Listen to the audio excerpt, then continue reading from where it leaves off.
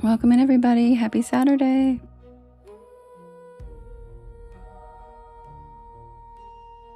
Thank you, Rachel.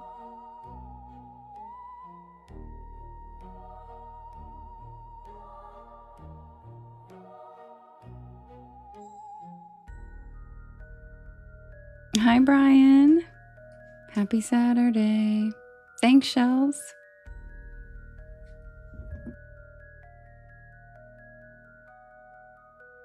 Hi, Possum.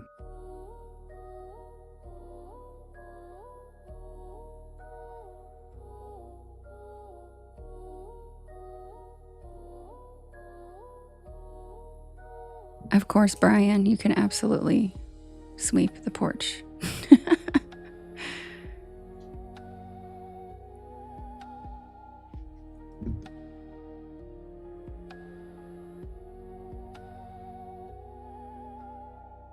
I wish it was a sleeping porch. I mean, I guess it could be. Yes, Raver. If you guys aren't on the Discord, highly recommend joining it so you can stay up to date. I always update it with those kinds of things. Hi, Narwhal. Welcome in, everybody. Hi, Solange.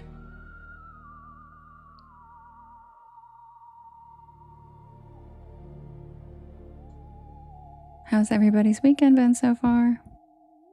Thank you, Justin.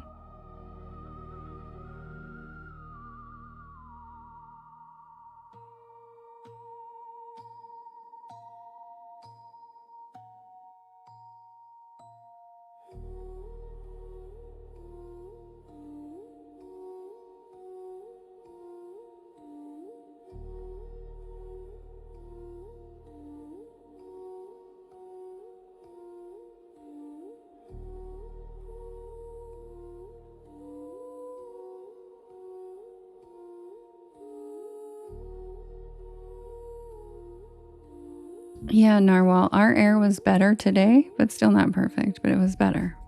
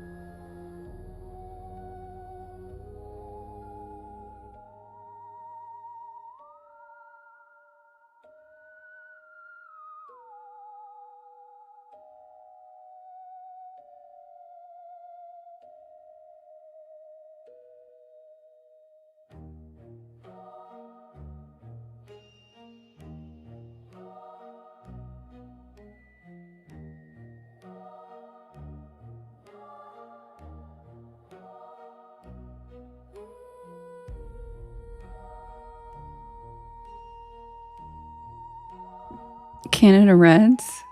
Good job, Brian. I'm proud of you.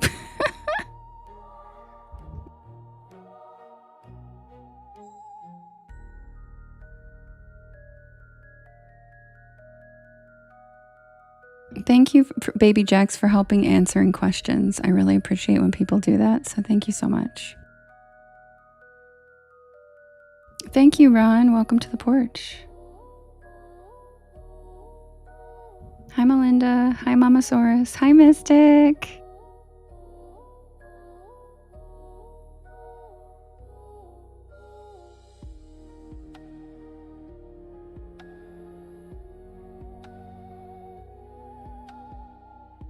By the way, guys, good night, Brian. Sweet dreams. See you later.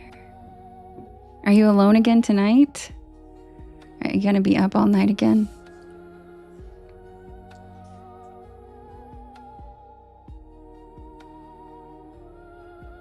Feel free to write your story requests in all capital letters in the chat, please.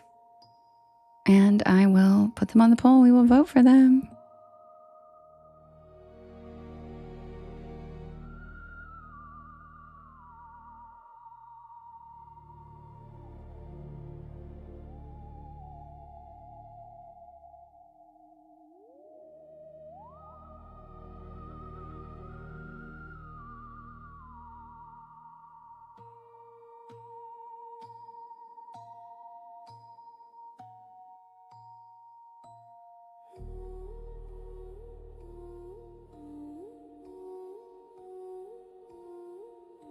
Thank you, Kim.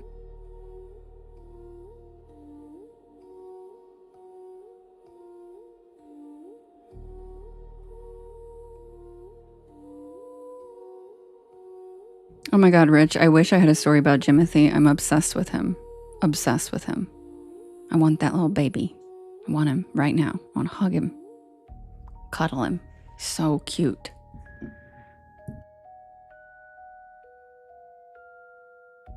Okay, Laura, I got you.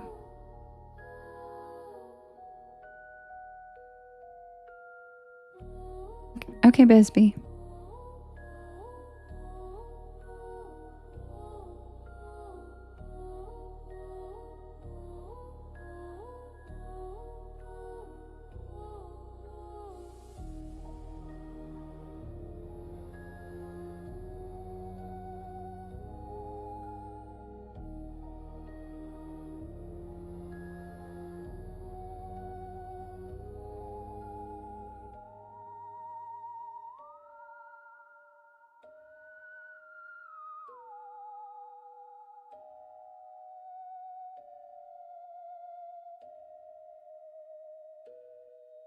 Kim, which one is that?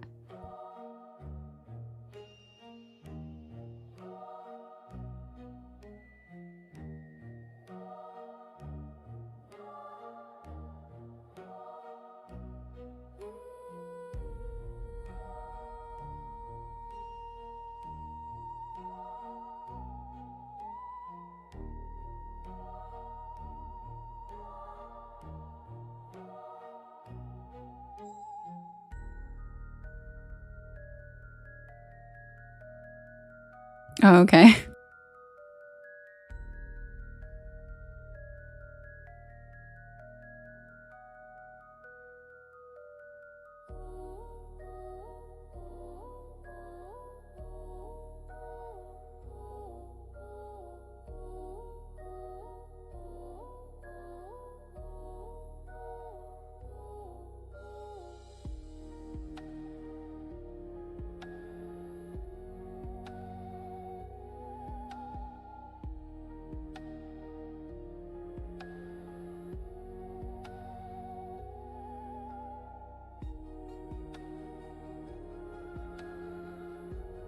What'd you say, Robert? On TikTok, you can't pause a live show. Yeah, you can't pause a live show on either. It's just live. It's just live. And I'm here every night at 10 p.m. Eastern Standard Time. Welcome in, everybody. Happy Saturday. My name is Devin, and this is Porch Lore. And I tell spooky bedtime stories to help you relax your nervous system and fall asleep. And I'm here every single night at 10 p.m. Eastern Standard till about 1 in the morning. And I do write and record all of these stories myself, and you can listen to them when I'm not live on my YT channel, as well as all of the podcast streaming sites. If you just look for Porch Lore, you will find me. I also have all of the links in my bio. And I'm going to take all of your requests right now and set them up in a poll so we can vote. It is Silly Story Title Saturday, so it might take me a few extra seconds to set up the poll because I have to think of silly titles. So I will be right back. And if you guys could do me a big favor while I'm setting up the poll, if you guys could hit that share arrow, if you're on TikTok, if you could hit that share arrow in the bottom right-hand corner, there's a little yellow circle that says, it has two arrows chasing each other, and it says repost. That little yellow circle puts my live into your friends' FYPs, and it helps us grow this beautiful porch of ours with cool people instead of random trolls. It gets it out to your friends and other cool people that you might know. So it is very, very helpful, as well as sharing to your stories, where if you click on that share arrow, there is a little thing that looks like a star, and it says add to story. If you click on that, it looks like a twinkling star. If you click that, you can add it to your story, and that also helps too. And yes, thank you, baby Jakes and Murph, or Jax.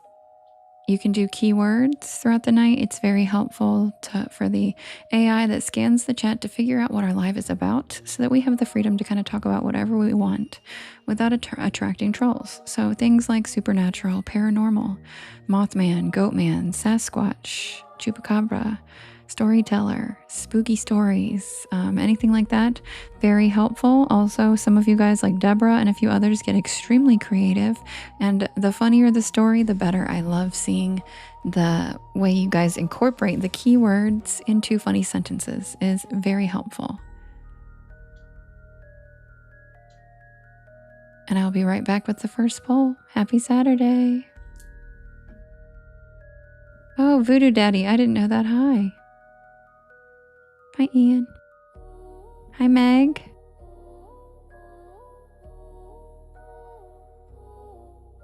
I bet it didn't, Meg.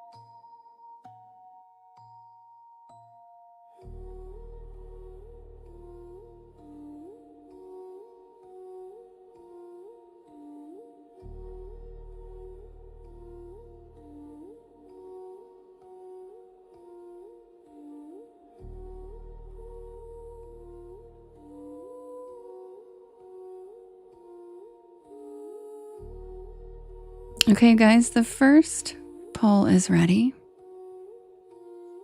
We have... Oh, no, he didn't. By the way, just a reminder, if you're new here, it is Silly Story Title Saturday. So these are not the real story titles. These are fun, made-up titles for you to kind of have to guess what stories they are. So if you're new, you're probably going to have no idea, and that's okay. Just sit back and relax and don't worry about the polls yet. You'll get the hang of it and you'll learn the stories the more time you spend on the porch. So this is Silly Story Title Saturday. It's a fun way just to laugh and to get some stories that don't normally get requested or voted for because of their silly names. So, and yes, Meg, there's a lag because I am on a third-party streaming app. If I was streaming directly from YT, it would be the same. It would not have a lag, but that's kind of just how relaying works, is I'm streaming through Restream, so it's going to have a lag. Okay, we have, oh no, he didn't. We have, don't you see my baby sitting here?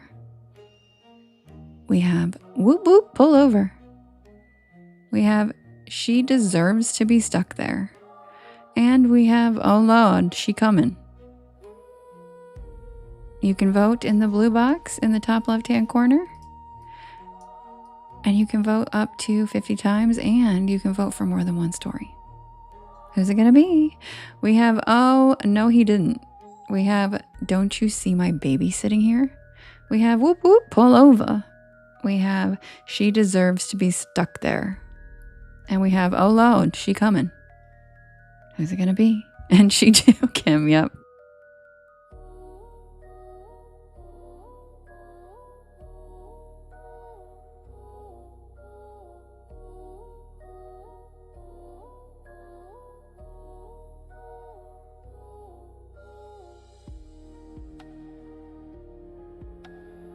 TCF, thanks for the follow. Welcome to the porch. Hi Khaleesi, hi Priscilla, hi Gemini Moon.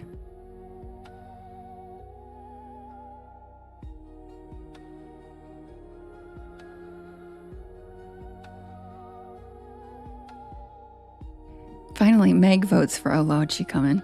I thought that was funny. Oh, thanks, First Light. You're so sweet. Thanks, Bisbee.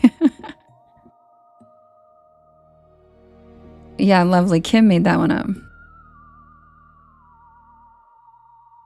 But it only lets me fit 50 characters, so sometimes I have to alter the wording just a little bit to make it fit.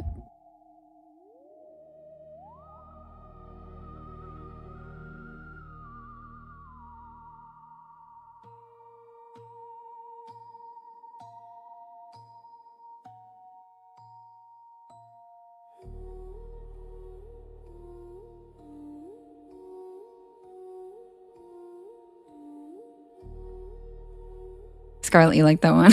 Oh Lord, she coming.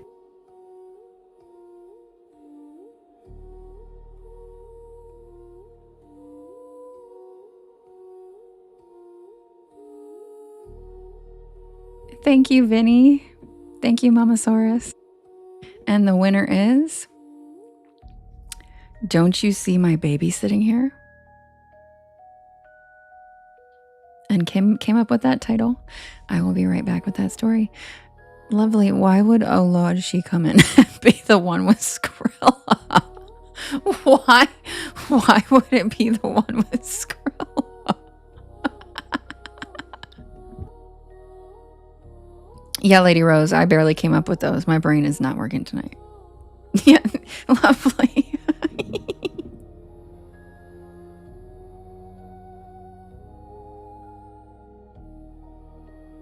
Yeah, but oh my god, lovely. Now I get it. Oh my god, lovely.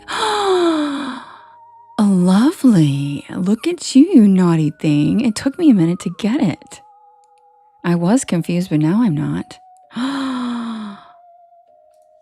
Lovely. And I'm not, that's so funny. I don't tell what the titles are because then you guys will know for the next time and I can't keep coming up with a million. So until it wins, you're just not going to know. Yeah, Bisbee, my brain's not working. I just watched 9 hours of Hellier. So usually I probably would have gotten that a little quicker, but my brain is burnt out. I just lost like 300 brain cells today. So yeah.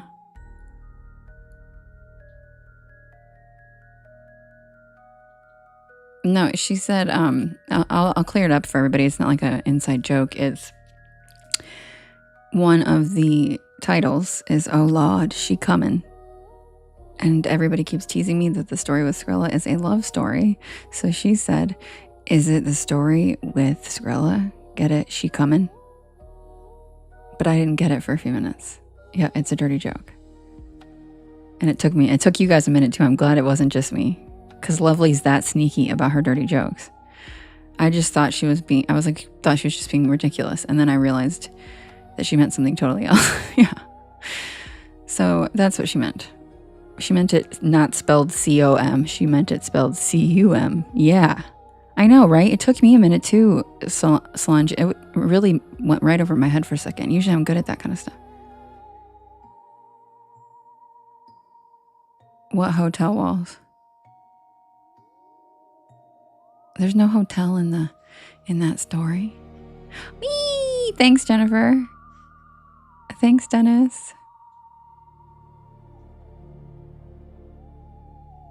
Meg, I thought the same thing when I watched it the first time, and then I rewatched it again with Kim and all my friends, and it's absurd. If you watch it like all in a row, season 1 and season 2, season 1, the first 4 episodes, they're good.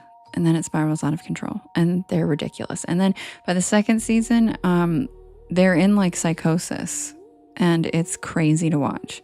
And because I recommended it to the Spooky Bookies because I'd watched the first season, but I wasn't paying like that close attention, I guess. And I just thought it was so good. I was like, they're really onto some shit, you guys. This is amazing. And then we watched it and it's wild. It's actually, they were onto something at the very beginning and then they just really went off the rails. So the first 4 episodes were glorious and then they just went off the rails pretty much. But I will say it definitely was an impactful documentary. It left a mark on the paranormal community, that's for sure, in one way or another. But I'll never get over the balloon and the chimera tin can. Those two, I can't. I'll be right back with Don't You See My Baby Sitting Here? Hi, Lorna. Yeah, Meg, exactly. The research, yeah, they were so creative, and that's why I recommended it. I was like, dude, the things they're putting together with the Appalachian Mountains and the tunnels and all the different creatures being connected, they were really onto something. And the goblins, and then they just went off the rails, and they invited the guy that invented the Estes method, and then they made it into paranormal investigation with Estes methods, and then they were like, we were never looking for goblins. We're like, what?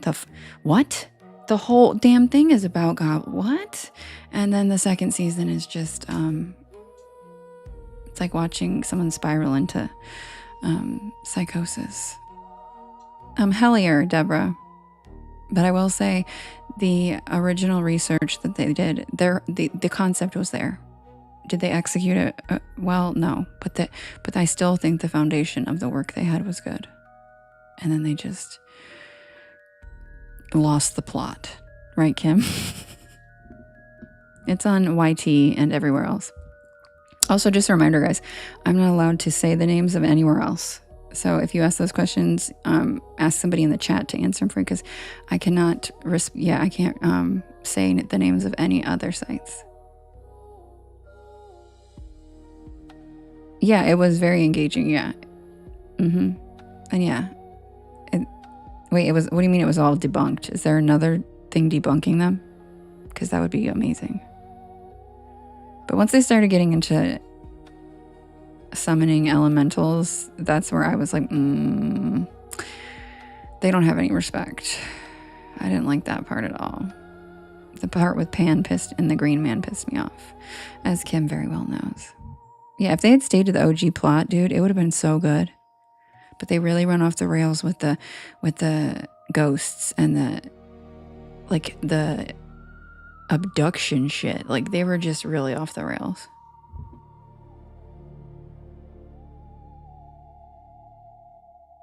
So, are we recommending you watch it? No, we're not. No, maybe the first 4 episodes, but that's about it. Because that was the 3rd time I've seen it now, and it got worse every time I watched it.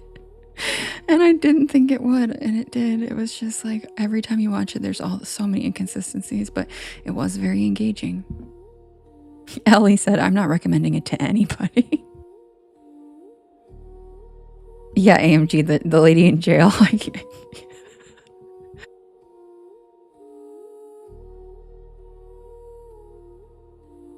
Exactly, lovely. Yep. Bingo. It's the original. Yep. And then they just went off the rails, because the first 4 or 5 episodes was the original series. Hi, Mothman. We were talking about Hellier. I'm sure you're familiar with it, because they feature you a hell of a lot in it. Guys, the man, the moth, the legend, Mothman. He's here. Say hi.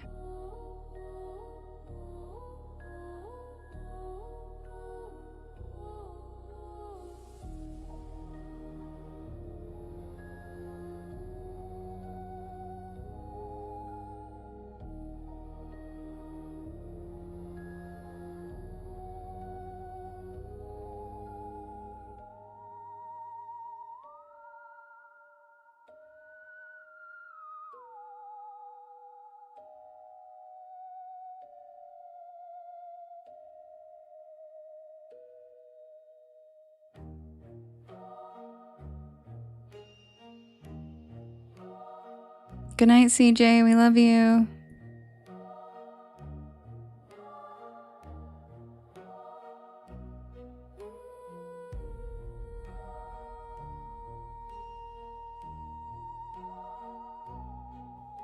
Yeah, Meg. Yeah, it was. Yeah, the end was just. Yeah. And it's easy to forget, because there was so much twisted into it that it's easy to forget and be like, that was good, which is exactly what I did until I rewatched it. And then I was like, what the? I even told the girls, I was like, this is not what I remember. What the hell?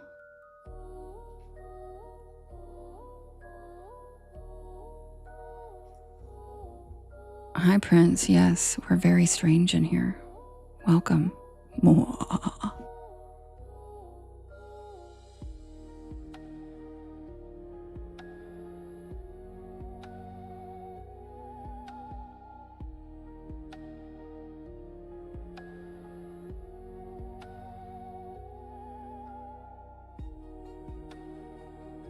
Hi, Luigi. Oh, Luigi, you live in Italy? I love that. I love Italian men. They're my favorite. Thank you, Gemini. That was so pretty. Hi, Kelly.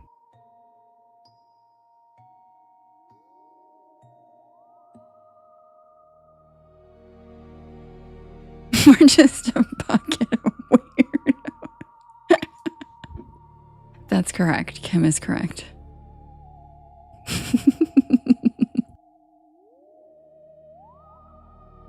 I really do though, Scarlett. I'm just real. I'm just being real. I have no filter. It's true. They're my favorite. I love them.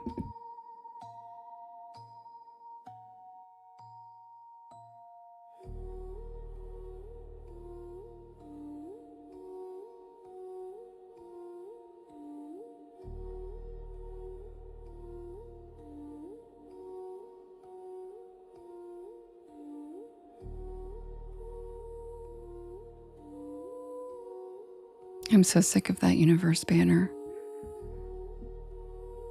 I just hate it so much.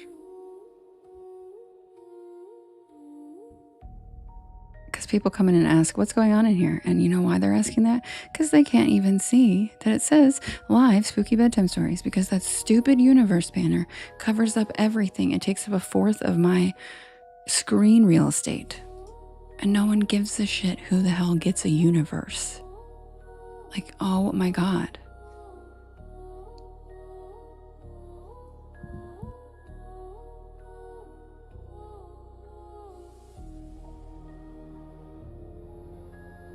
You live in Fort Lauderdale, Florida. You're visiting your family for a few weeks. Oh, you have family in Italy. That's very cool. What part of Italy?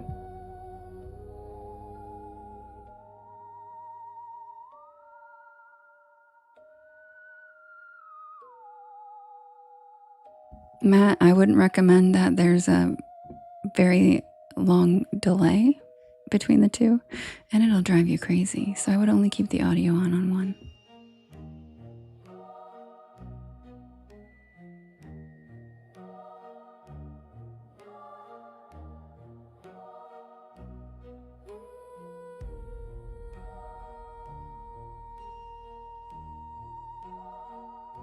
Hi, Sarah from Ireland. Welcome in. Welcome to the porch.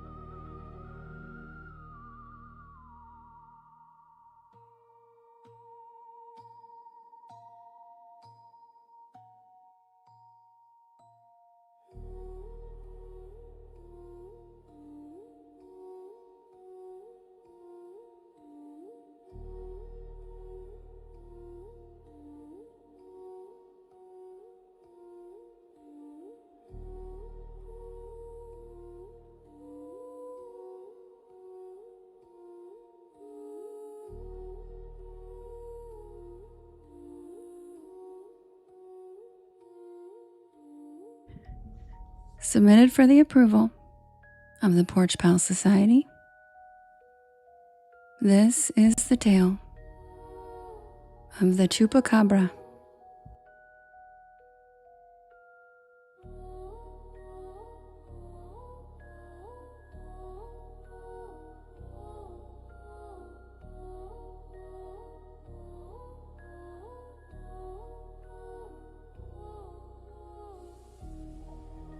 Most people think they know what a chupacabra is. If you ask someone, they'll usually describe a hairless dog-like creature with gray skin and glowing eyes. Sometimes, they'll show you photographs of mangy coyotes that newspapers labeled as chupacabras. But that isn't the creature that terrified Puerto Rico. And that isn't the creature that launched one of the most explosive cryptid panics in modern history. And that isn't the creature that I went looking for.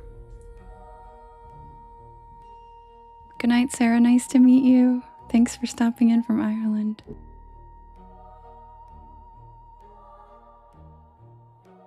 You can find my stories on YT, by the way, the tube of you, if you would like to listen to them, and the recordings of my lives, if you'd like to listen to the stories.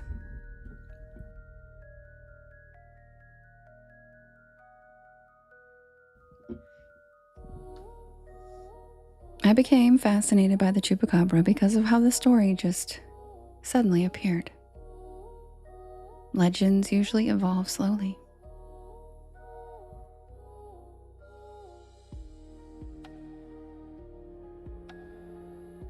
Bigfoot stories can be traced back through generations of indigenous tradition. Lake monsters often have centuries of reported sightings.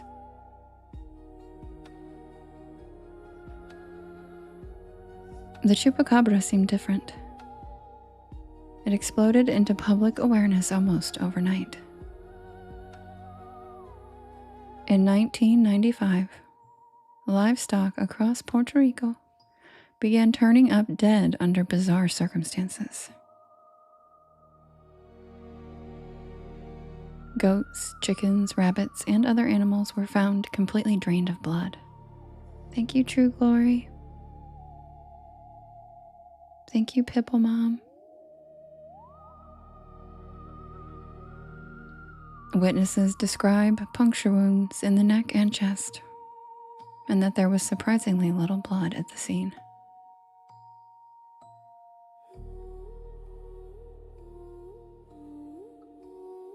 Then came the sightings.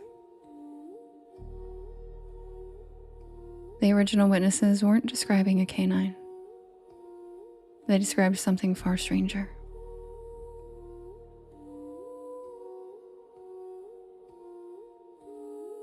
A creature standing roughly 4 to 5 feet tall.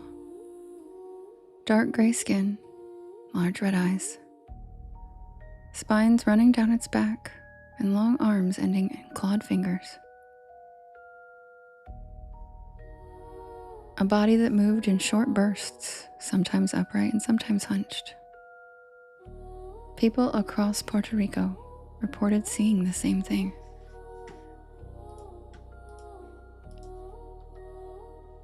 The epicenter of the panic became Canavanas. Hundreds of reports poured in, and the mayor of Canavanas at the time became so convinced something was stalking the countryside that they organized searches. Whether those reports represented hysteria, misidentification, or something genuine remains heavily debated. Okay, First Light. But one thing is undeniable. The people reporting these encounters were terrified. The folklore itself became tangled with older traditions. Puerto Rico's cultural history is a blend of indigenous heritage, Spanish influence, and African traditions. And long before the chupacabra name existed, stories already circulated about predatory night creatures lurking at the edges of settlements.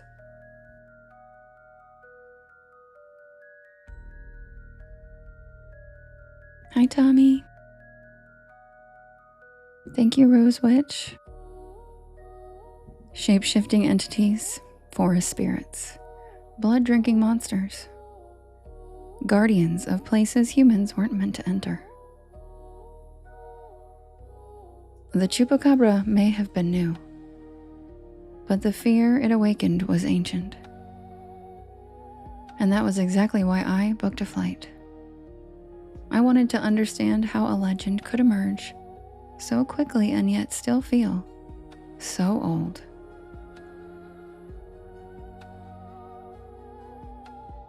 So I traveled to Puerto Rico, specifically Canavenas. I arrived during the wet season. The countryside was astonishingly beautiful. Rolling green hills, dense tropical forests, banana groves, mist-covered ridges, everything there felt alive. Thank you, Rose Witch. The humidity wrapped around me the moment I stepped outside the airport, and by the time I reached Canavenas, my clothes already felt damp.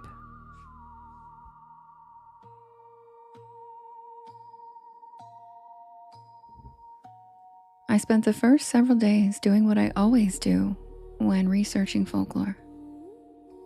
I talked to people. Farmers, local historians, park workers, longtime residents.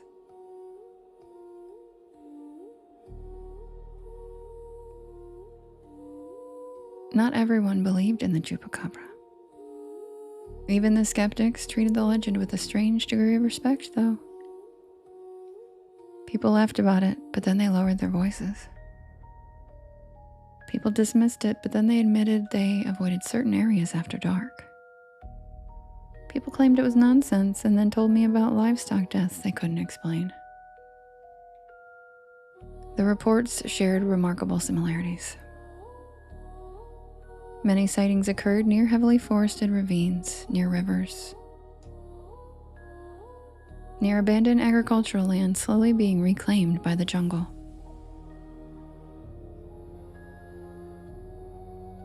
One elderly farmer described a region locals barely entered after dark. Not because of the chupacabra specifically, but because strange things had happened there long before the chupacabra became famous.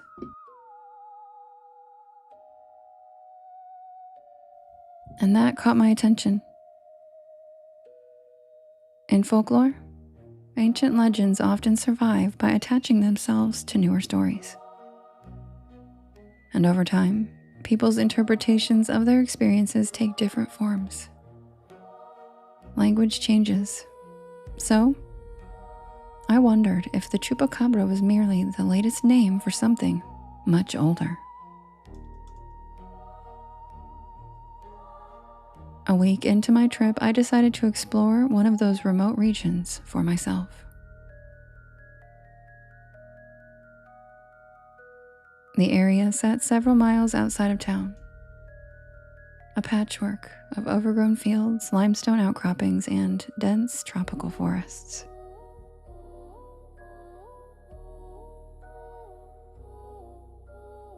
The terrain was rough and steep and wild. Exactly the sort of place where people could convince themselves they saw a monster.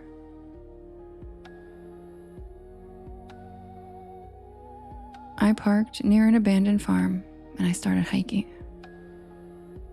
The property had clearly been deserted for years. Vines consumed fences. Trees erupted through old foundations. Rusting machinery disappeared beneath vegetation.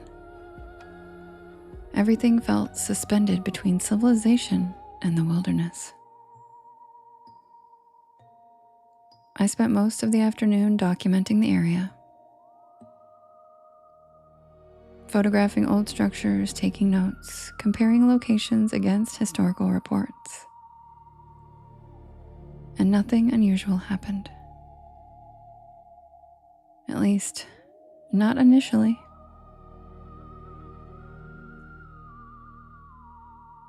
The first thing I noticed was the silence. The rainforest had been loud all day. Birds, insects, tree frogs. And then suddenly nothing. The change happened so gradually that I hadn't even noticed it at first. I stopped walking, and my instincts began whispering. Not a panic, just awareness. The same sensation hikers often describe before realizing they've wandered into a predator's territory.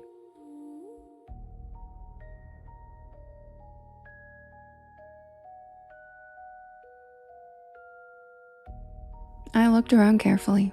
Nothing. Just jungle. Dense green walls stretched in every direction. I continued forward. And then I found the goats. 3 of them, dead, lying near the remains of a collapsed fence. At first glance, they appeared untouched. No obvious signs of a predator. No missing flesh, no scattered remains. But something about it seemed wrong. The bodies looked too clean. I approached cautiously, and there were wounds, small punctures near the chest. Not dramatic, subtle, almost surgical.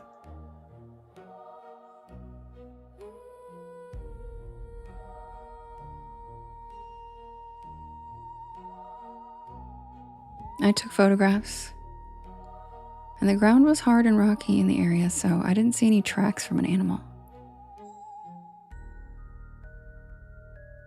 Whatever had killed them hadn't left any obvious evidence.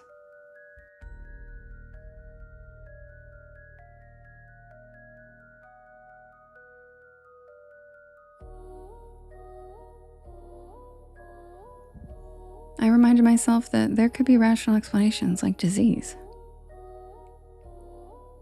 And then I heard movement. Thank you, Carla. A brief rustling behind me. I turned immediately, and there was nothing.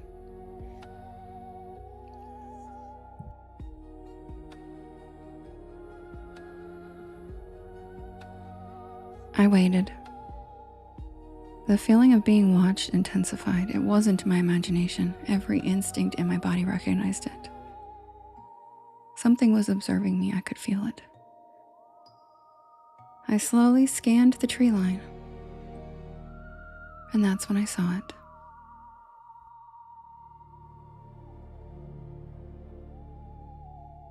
At first glance, I thought it was a person crouching among the vegetation, which was honestly more horrifying. But then it moved, and the creature unfolded from behind a cluster of palms. It stood approximately 4 feet tall. Its skin appeared dark gray, not fur, skin. Its head was large, and its eyes reflected ambient light in a deep reddish glow. And along its spine, rows of raised structures protruded from its back. Not exaggerated spikes like in horror movies, more like ridges, organic, natural, almost prehistoric. The creature wasn't charging me or puffing up to appear threatening. It was just watching me, studying me with curiosity. The intelligence in its gaze was what startled me the most. Predators usually look through you like you're just food. But the chupacabra looked at me like there was curiosity there, intelligence.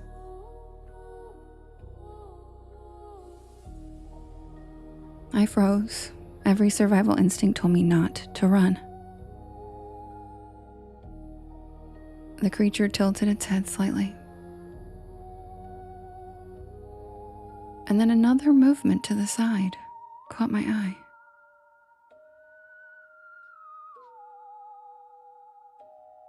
A second figure, smaller, partially concealed. Oh my God. There were 2 of them.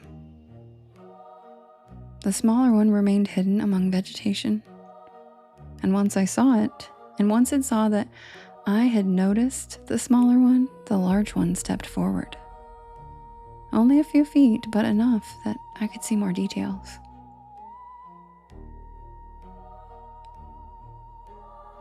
The limbs were long and the fingers ended in dark claws, and its chest expanded slowly in controlled breaths like it was trying to catch its breath.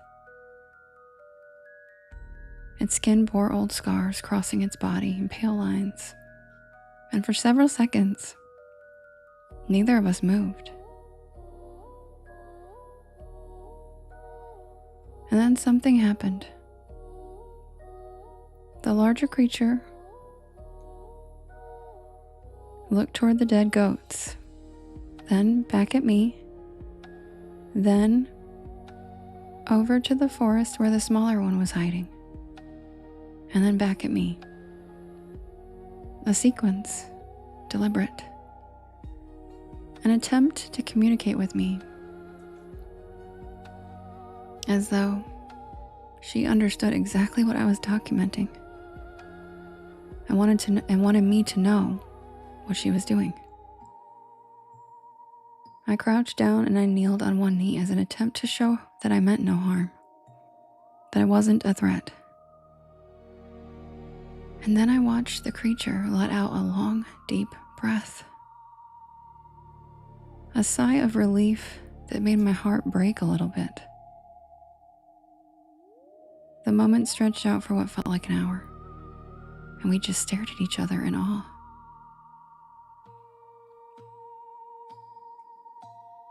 And then the smaller creature made a brief clicking sound, and the larger one reacted instantly and leapt back into the trees. And just like that, they both vanished. Their movement was so fast and efficient that the jungle swallowed them almost immediately. And within seconds, they were gone. I stood there for several minutes, unable to move, trying to process what had just happened to me. She was teaching her baby how to hunt. Eventually, I started to hike back toward my vehicle. The walk felt much longer than the hike in, and every shadow seemed alive. By the time I reached the road, daylight was fading rapidly. I drove back to town, my head spinning with more questions than answers. And over the following days, I reviewed photographs and notes repeatedly.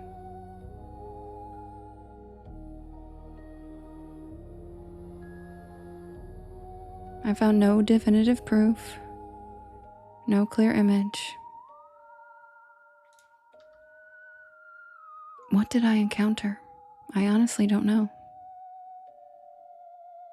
Maybe an unknown animal. Maybe something folklore eventually wrapped itself around.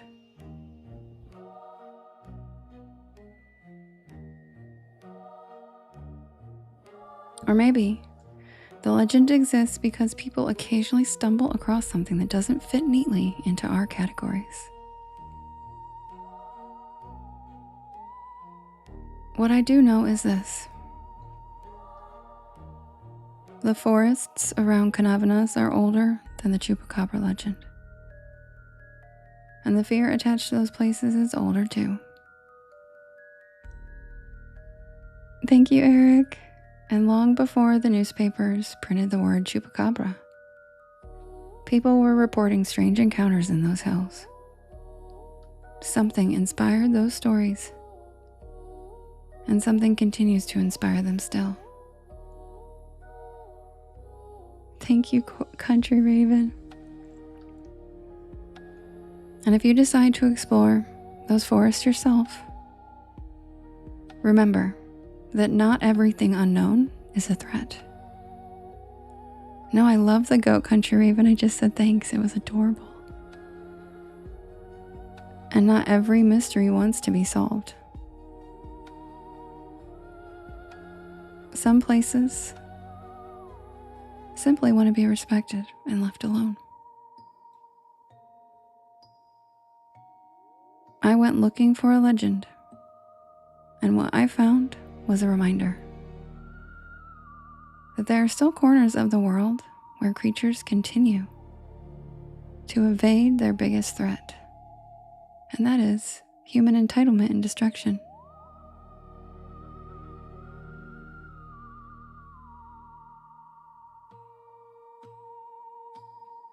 I didn't know whether the chupacabra was supernatural or merely an animal that science hasn't cataloged yet.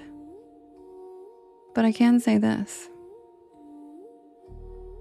I encountered something in that jungle that was just as scared of me as I was of it. And the terrifying creatures that chupacabras warn their young about are humans.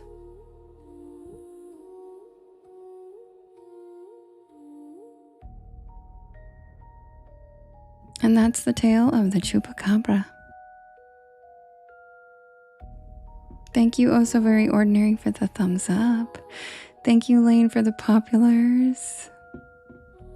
Thank you, Erica, for the populars. Thank you, What You Talking About, for the cozy cryptids.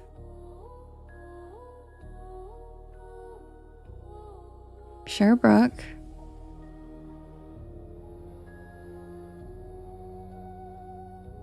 Oh, really? Avenging Narwhal? Yeah. Yep. That works actually with a lot of animals. Most don't want to attack us for no reason. They're just scared. Thanks, Gobbler. Welcome in.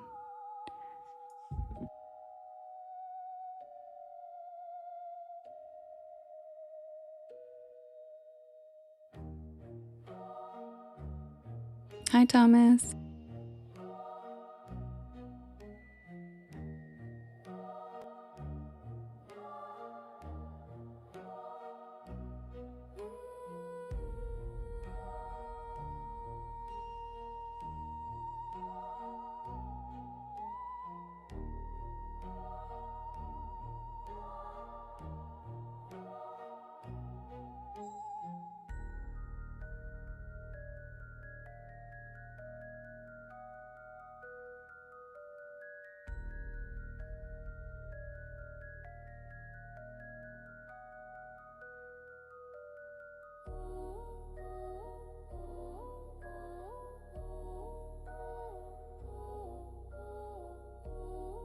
Thank you, Solange.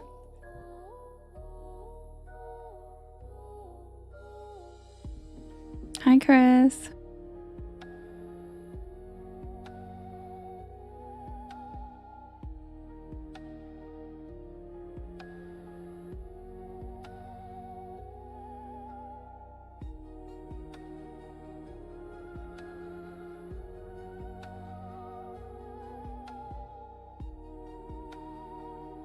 Thank you, DNC.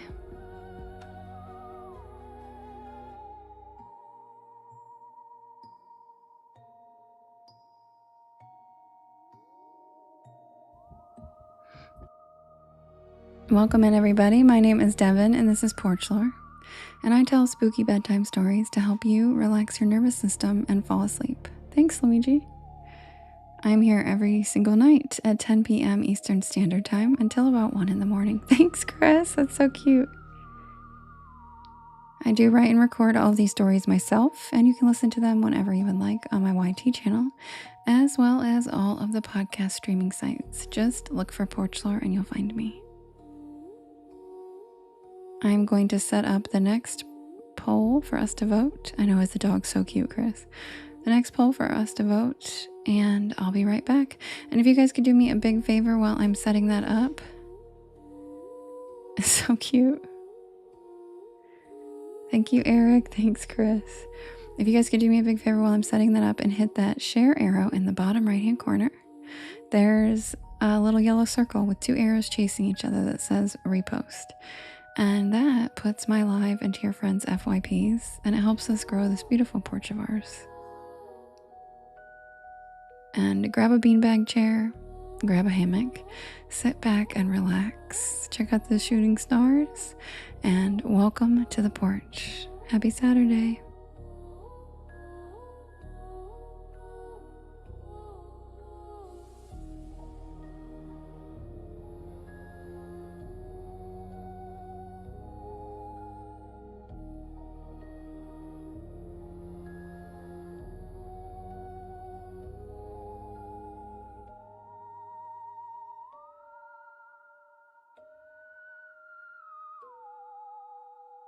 Thank you, Lorna.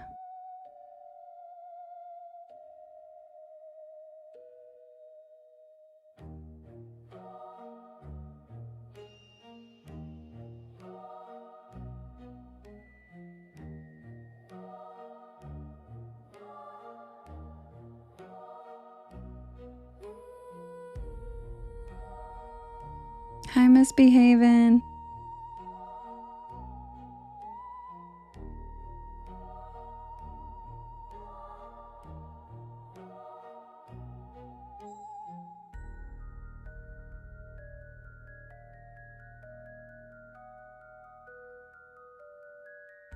Thank you, Moon. I appreciate you saying you love the live.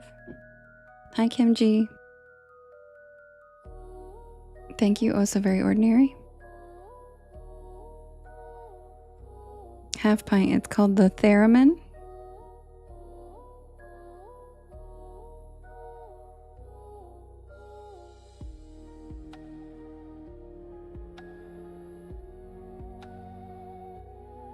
Hi, Kimchi. Sandra, thanks for the follow. Welcome to the porch. RJ, thanks for the follow. Welcome to the porch.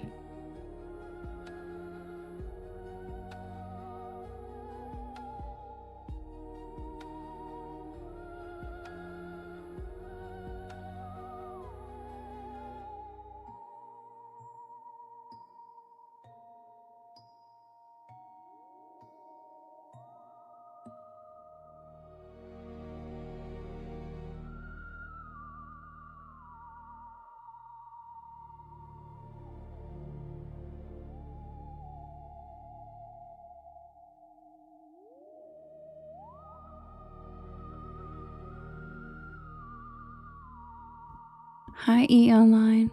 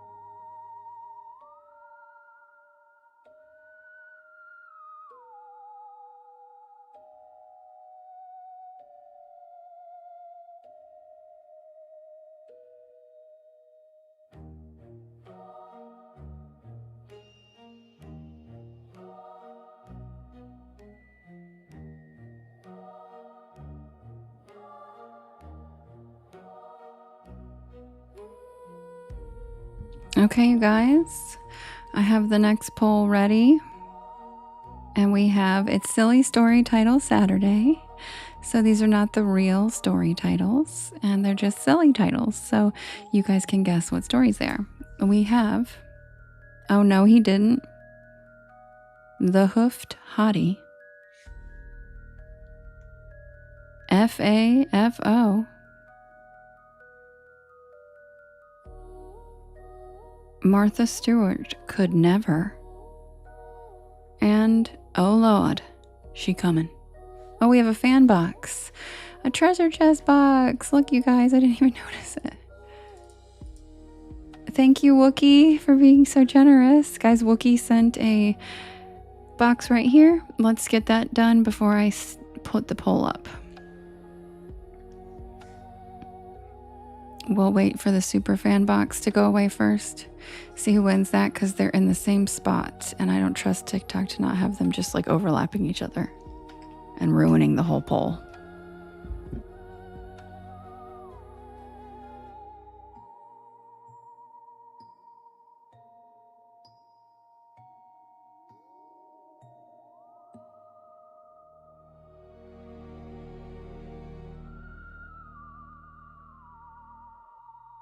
Hi, Skrilla. Oh, Tater Tot got the super fan.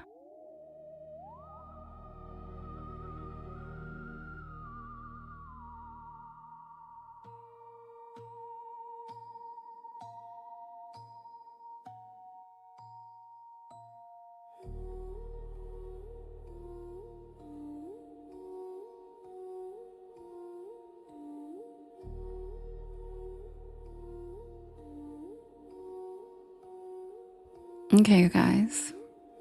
Now the poll. And I was just kidding. I changed one.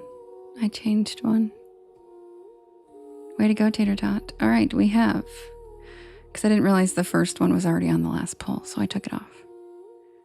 All right, we have On a Dark Desert Highway. Hubbed Hottie. FAFO. Martha Stewart Could Never. And Oh Lord, She Comin'. You can vote in the top left-hand corner. There's a little blue box, and you can vote up to 50 times, and you can vote for more than one story. We have On a Dark Desert Highway. Hooved Hottie. FAFO.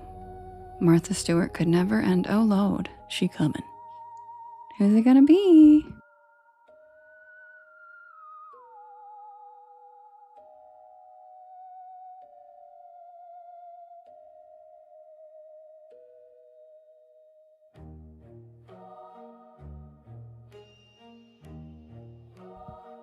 Robin for Poplar Creek.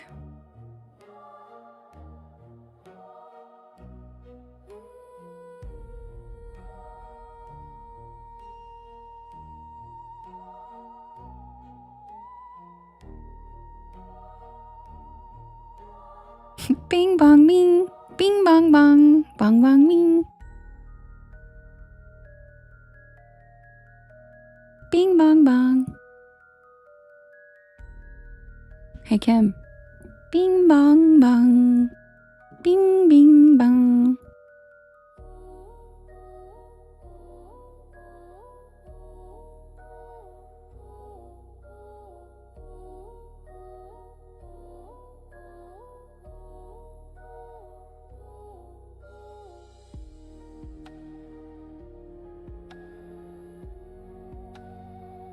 Thank you, First Light. I appreciate it.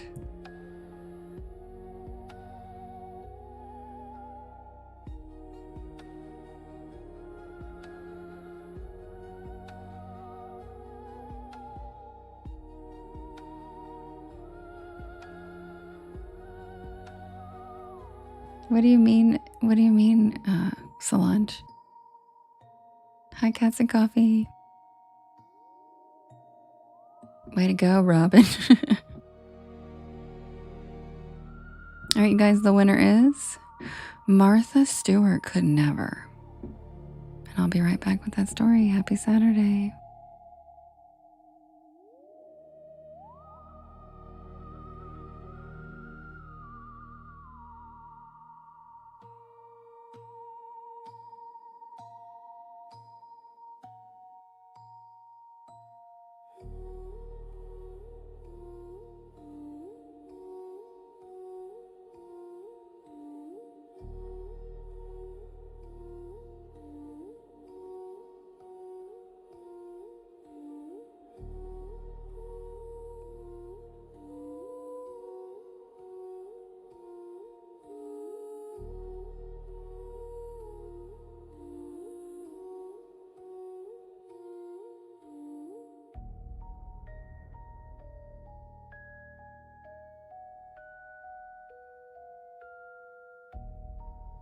Hey, Kim. Bing bong ying.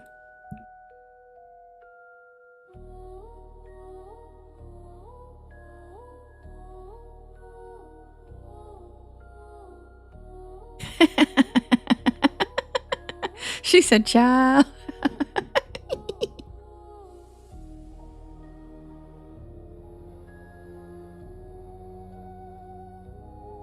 Not Lady Rose going bing bong.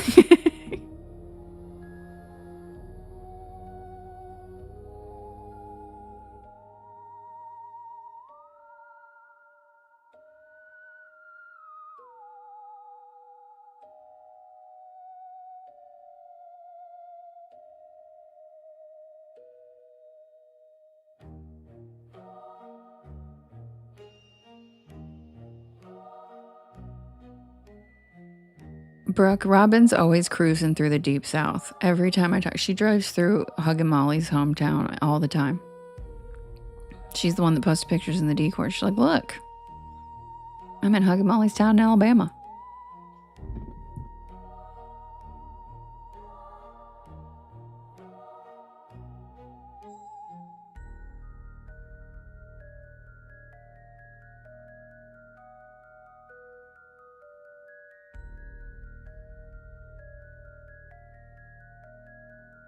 Oh, she said it's where my man's family lives.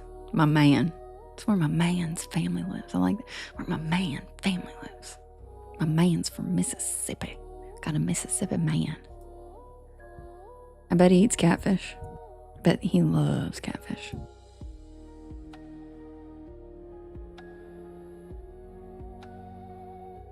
Oh, yeah, I saw your explanation, Solange. You're so cute. There's Leslie. She said, Mississippi man. What you talk? Because we got Leslie in here from Mississippi, the cutest human on the planet. 393139.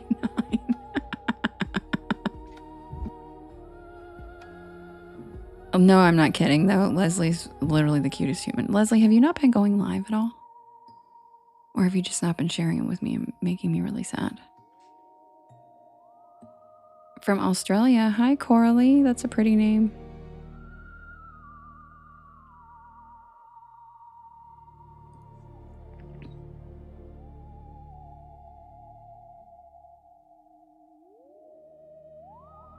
No to what, Leslie?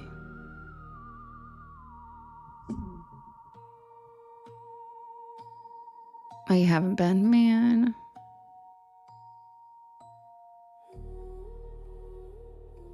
Of course, Leslie. You know I love you. I think you're the cutest. Because Leslie's another one of those people that I definitely know I've known in a past life.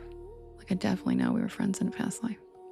She brings me this comfort that, like, I don't even know how to explain it. Coralie is a mermaid name. Yes, it is.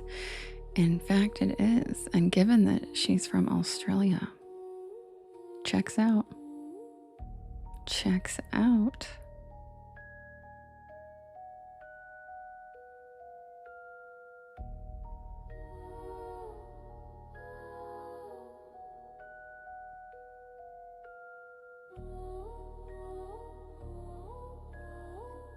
Oh, May, really? You're so cute.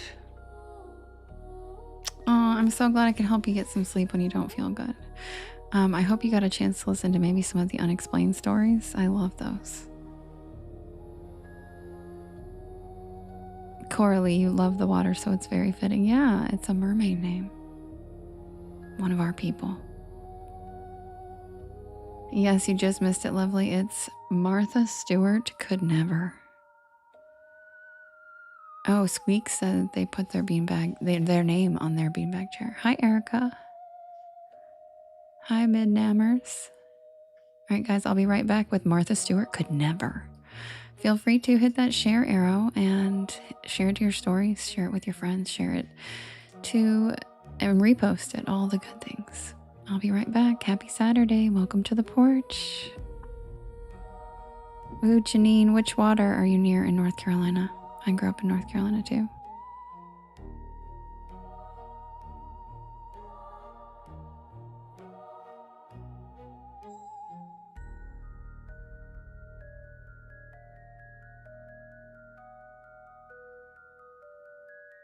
Aw, Janine, it's so nice there.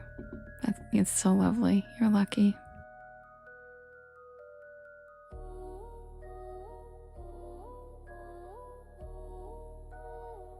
I grew up in the foothills, but I've always been an ocean girl. I've always been called to the sea.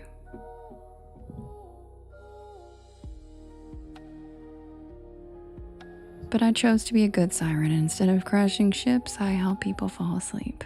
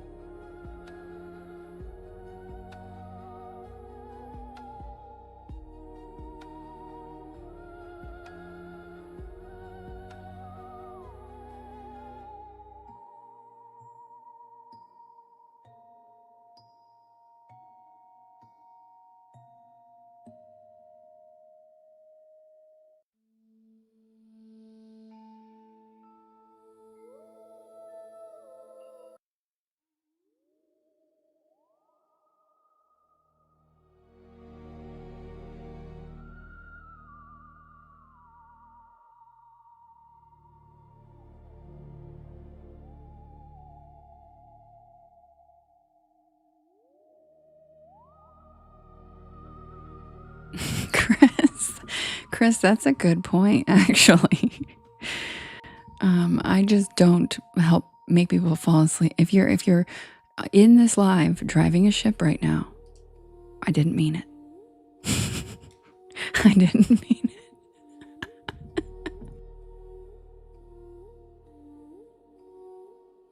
it. Thank you, Brandy. You're so clever, Chris. That's so funny. Elle, yeah, you watched Obsession? Yeah. And I'm sorry, he's the villain. I don't care. He's the villain. Are you kidding? Craziest movie.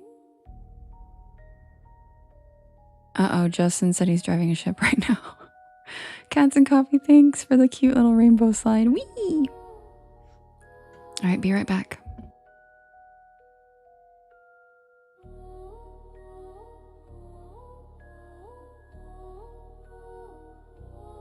Thank you, Nate, for the whee!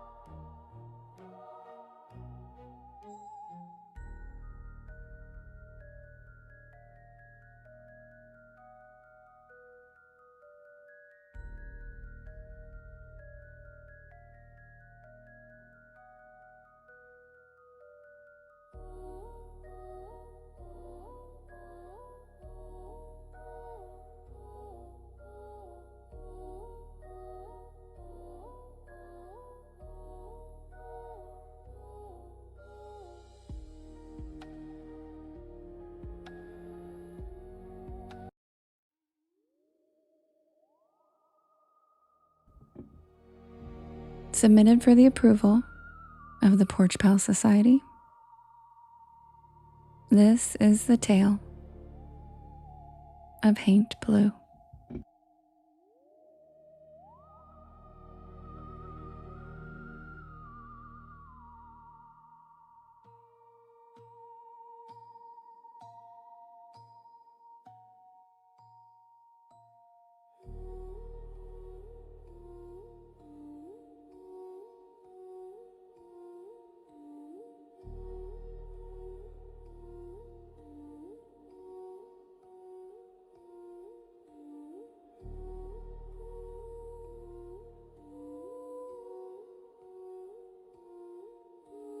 I know that's right, Leslie.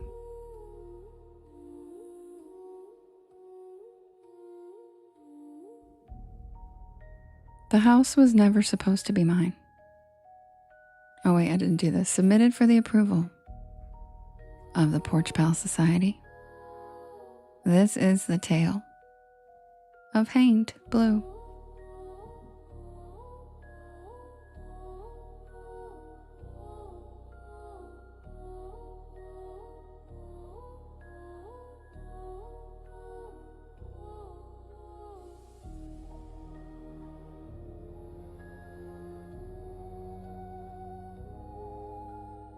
Hi, Lana.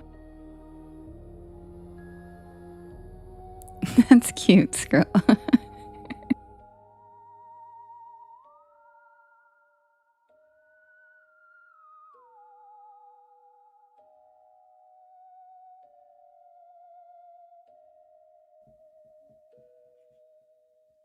The house was never supposed to be mine.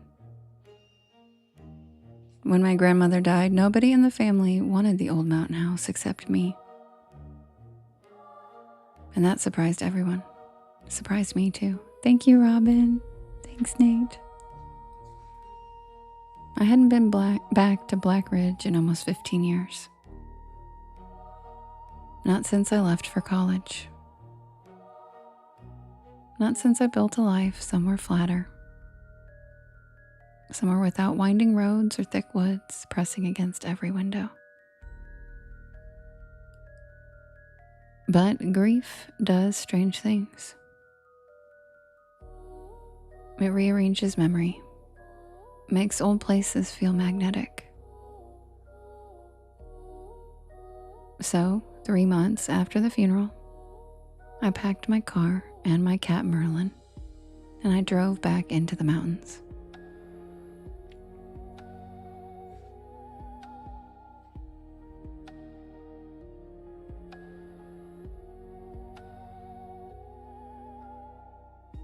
The house sat exactly where it always had, half hidden by dogwoods and hemlocks, perched on a rise overlooking a narrow valley. White siding, green shutters, an amazing wraparound porch. And that porch ceiling? Blue. Thank you, Holly. Not sky blue, not a cheerful blue. A strange, faded blue-gray, almost ghostly in certain light. In Appalachia, we call it Hanged Blue. I remember asking my grandmother about it as a kid. Why blue? She never answered directly, she just said that it keeps the haints out. Appalachian elders rarely explained the folklore that had woven its way into our modern lives. Sometimes belief and routine fuse so completely that there isn't really a difference anymore.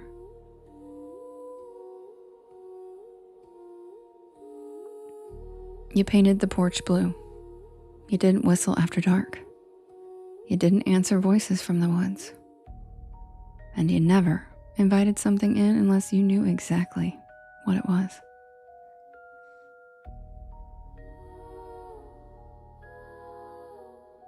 I spent the first week there cleaning.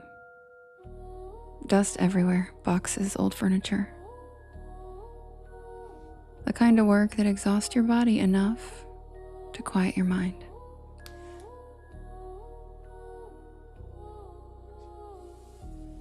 At night, I'd sit with all the windows open and soak in the mountain sounds. The groan of old wood as the night breeze crept through the trees. Owls, crickets, the babbling creek. It all felt familiar, comforting, until the knocking started.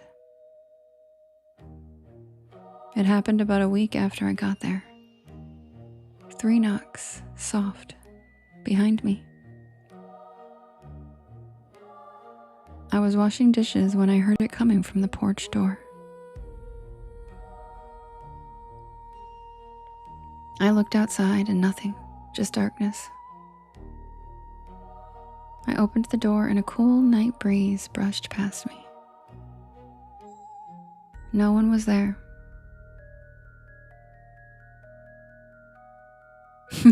I love that. Jax, that's so cute. Or Jake's. Or Jax, yeah, I love that. No one was there. So I shut the door. I locked it and I went to bed.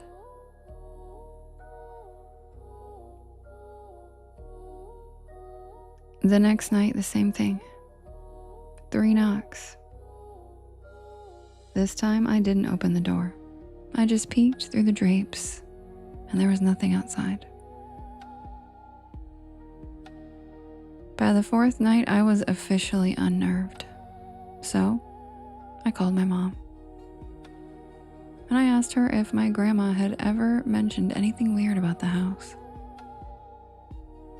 And then she sighed and asked me if I was hearing 3 knocks. How did she know? Another pause. And then she asked me if the porch was still painted blue. I stared at the porch ceiling and confirmed that it was faded, but it was in fact blue. What does that matter? And then my mother began to explain. My grandmother repainted that porch ceiling every spring because she said that something kept coming to her door. But she never said what that thing was. Thank you, Deborah. Thank you, Hazel Eyes. That night, I didn't sleep much. I sat in the living room with every light on.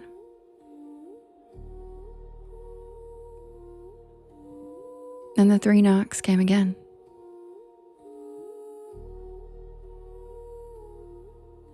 And then I heard it. A woman's voice. Soft, gentle, coming from outside. It was my grandmother's voice. Sweetie? My heart stopped and tears instantly filled my eyes. Sweetie, open the door. Every instinct told me not to, but grief screamed louder than reason. I walked toward the door, hands shaking, and her voice trembled now. My hands are cold. Tears ran down my face. It sounded exactly like her, every rasp, every cadence. My hand touched the lock, and then a memory came rushing back.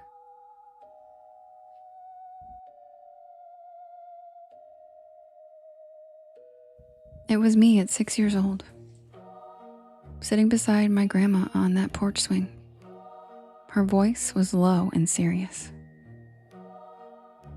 If something outside sounds like somebody you love, it ain't. I snatched my hand back from the lock. Outside, the voice stopped and silence followed. And then, slowly, the doorknob turned. Once, twice, 3 times. It was trying to get in. The voice returned with no warmth now. It still sounded like my grandmother, but wrong. Why won't you let me in? I backed away. The wood around the door creaked with pressure as if something was leaning against it. And then I heard scratching down the wood like fingernails. I quietly ran upstairs and I barricaded myself in a room. The scratching continued for hours. Morning finally came and I forced myself downstairs. And it was gone. But the front door had 4 long gouges in the wood. I almost left that day. But then I found something in my grandmother's sewing room. a notebook. Her handwriting. Recipes, bills, garden notes. And then one page written in thick, dark ink.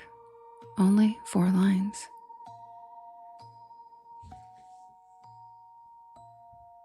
It learns voices. Do not answer it.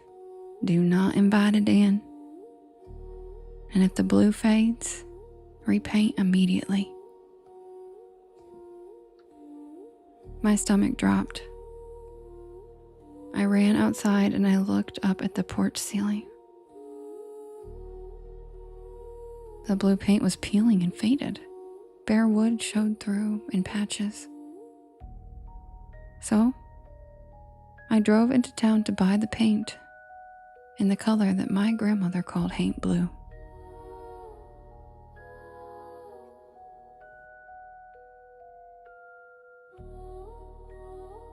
The hardware store owner, an older man named Virgil, watched as I placed the paint cans on the counter. And then he asked, "You painting your Meemaw's porch?" I stared at him for a minute. And then he said, "Now you be sure to paint it before the night settles in." That's all he said.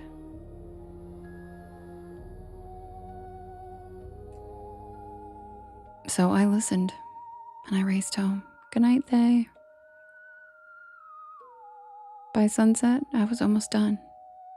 Brush strokes, fresh blue, steady hands, almost finished.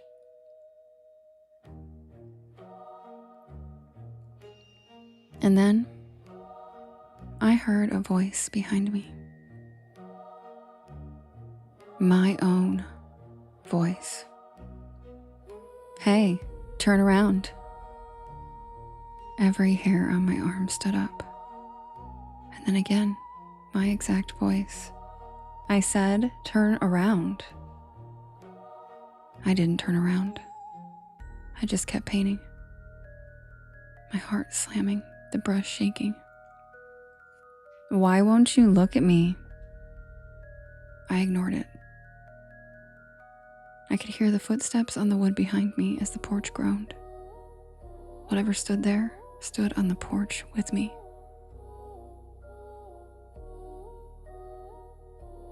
I painted faster. I only had one little section left. Just keep painting and don't turn around. As my brush made the final stroke of that magical blue paint, I heard something behind me shriek. Something ancient. The sound vibrated the porch, screaming in 100 stolen voices. And then, silence.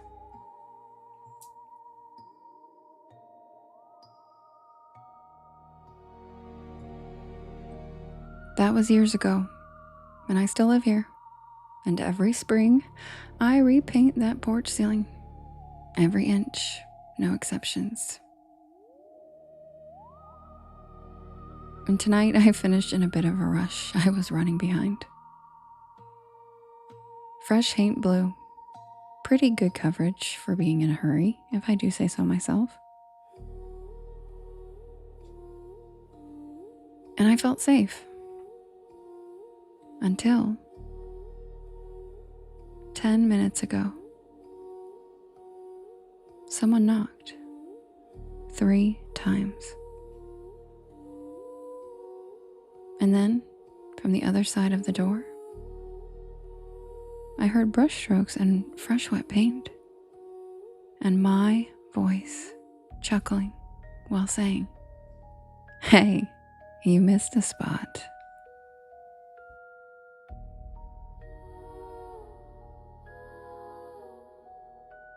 And that's the tale of Haint Blue. Thank you, Justin. Thank you, Rachel, for the wee-oo.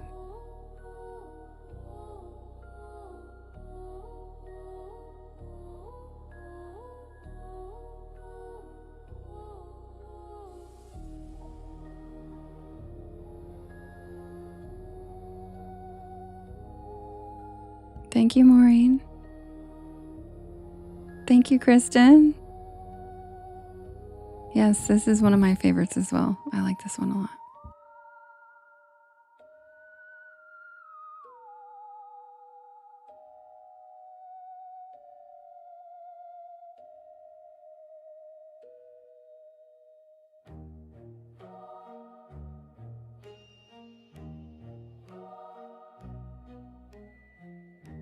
Welcome in, everybody. My name is Devin, and this is Porch Lore, and I tell spooky bedtime stories to help you relax your nervous system and fall asleep. And I am here every single night at 10 p.m. Eastern Standard Time until about 1 in the morning. I do write and record all of these stories myself, and if you'd like to listen to them, they are available on my YT channel as well as all of the podcast streaming sites. If you're enjoying yourself tonight, don't forget to give me a follow, and the links are in my bio, or just look up Porch Lore for any of the other places to listen. Also, if you guys could do me a favor while I set up the next poll. Thank you, Maureen.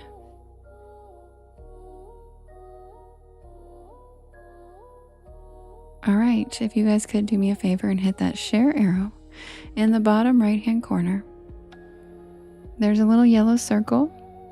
Good night, Serene. Sweet dreams.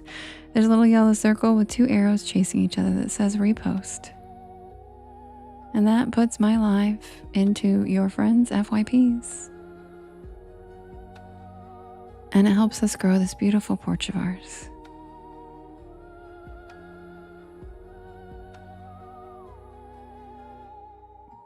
And I'll be right back with the next poll for us to vote for the next story. Oh, thank you, Aaliyah. Be right back.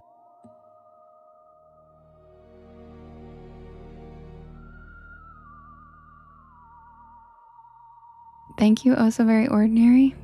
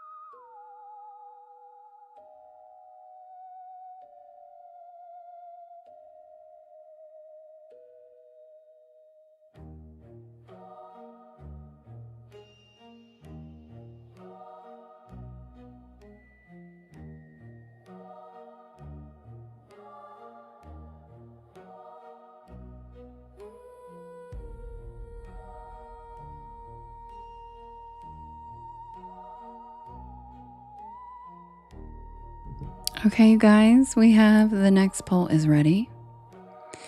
And it's Silly Story Title Saturday, so these are not the real titles. And if you're new, don't worry, they're not the real titles. And you probably won't know any, so don't worry about it. But if you are here a lot, you will probably have fun guessing. All right, we've got On a Dark Desert Highway. We've got Boo, Bitch. We've got FAFO. We've got Choo Choo, Motherfuckers. And we've got Here's a Tissue for My Haters. And you can vote in the top left-hand corner. There's a blue box, and you can vote up to 50 times, and you can vote for more than one story. Who's it gonna be?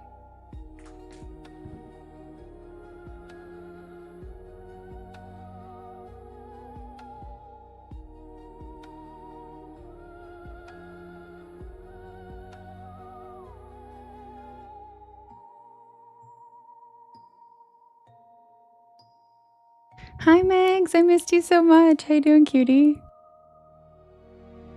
Which one, Justin?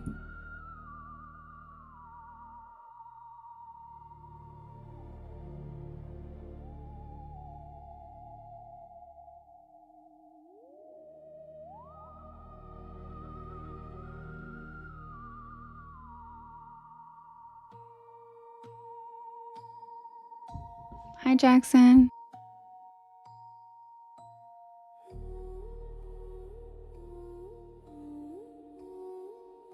Tommy says to vote for A, Dark Desert Highway.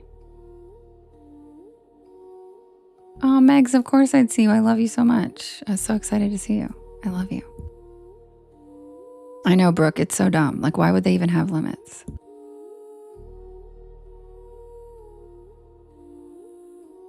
Actually, no, it's not, Justin.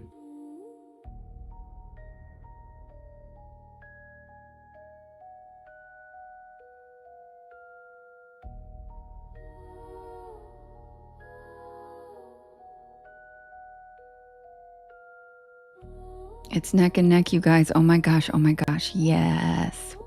Who's it gonna be? Oh my god. Oh my god. Oh my god.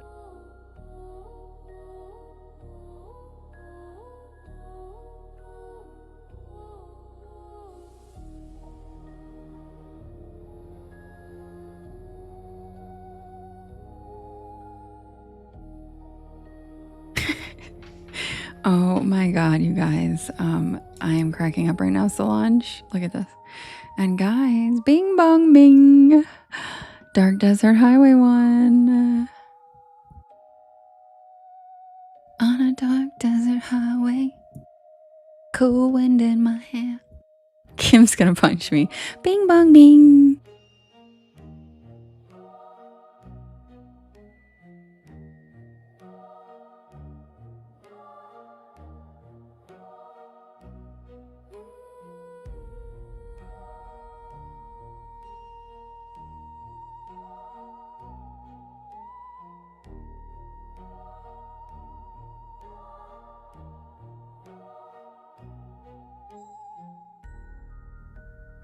Jax, the story literally takes place on a dark desert highway. And Solange, Bing Bong Bing is from Hellier, which we watched today in Kim's live for 9 hours, and we're all a little loopy from it because we lost some brain cells, and it was just a lot.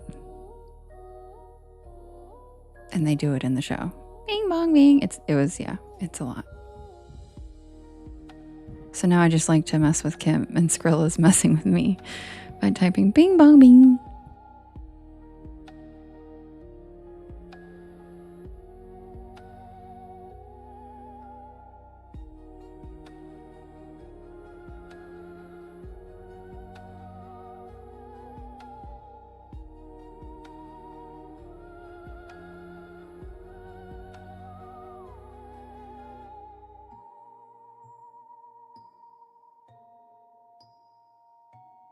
Megs.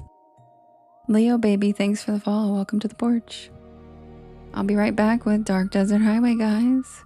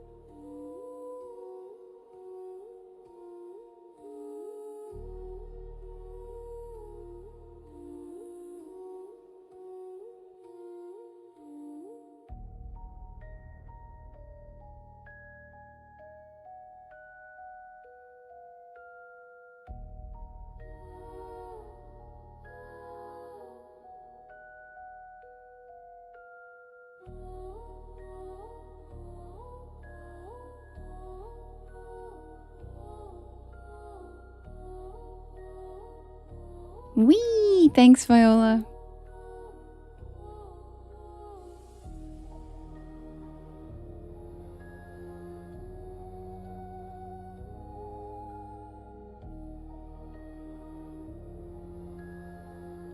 Yes, Leslie, it's Skrilla.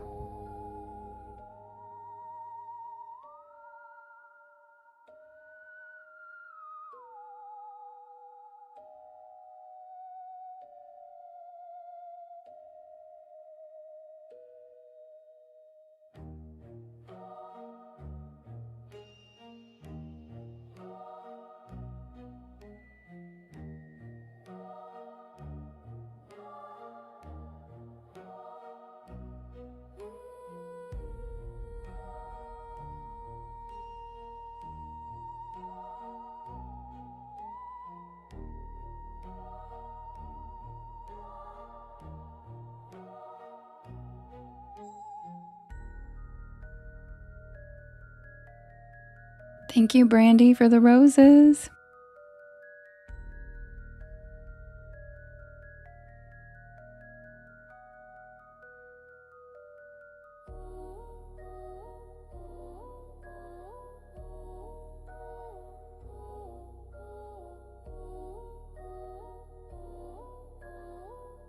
So, what's everybody's favorite cryptid? Let's type it in the chat.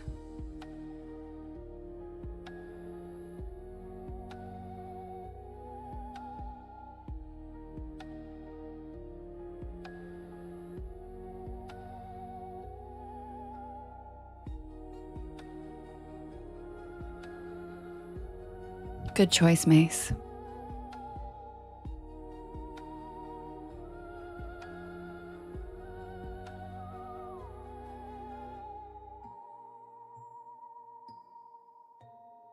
Leslie, I've driven down it.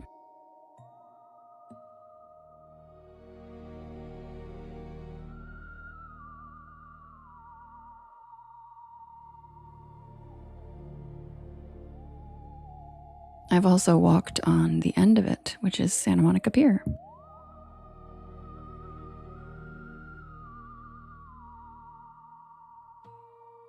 Good choice, Eric.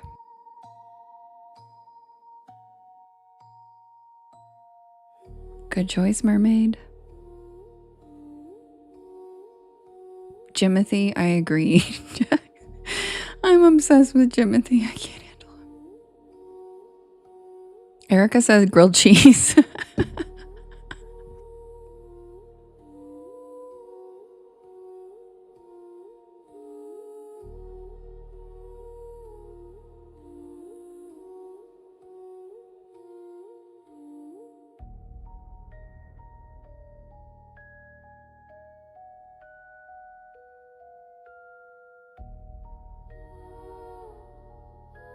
Yes, Zoe, I'm obsessed with Jimothy the raccoon. I can't handle it. He's so cute. I want him. I want to give him a big hug and smooch and cuddle him and tell him he's the most special little boy I've ever seen. So cute. To drive where, Leslie?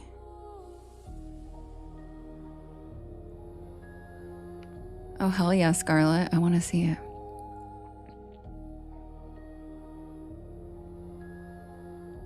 Hi, Antiana. And you guys already know my favorite cryptid. Skrilla. You're such a dork. Yeah, Shelly, for sure. A cryptid is anything that is basically an unidentified creature or a creature of myth and folklore, anything like that. They also, the Fae falls under cryptid.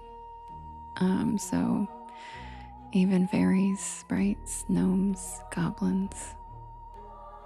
Fucking goblins. Goblins.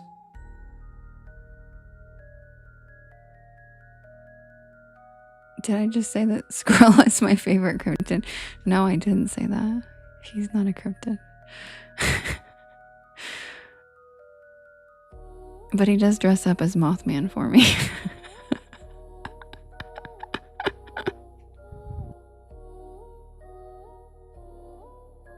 Yes, we're sure. I was laughing, Lovely, because he said, Devin is my favorite everything. And I laughed and I said, Skrilla, you're such a dork. But I didn't say he was my favorite cryptid. I said, I'm sure you guys all know my favorite cryptid, which is Zeddy. Skrilla's a human. He's not a cryptid.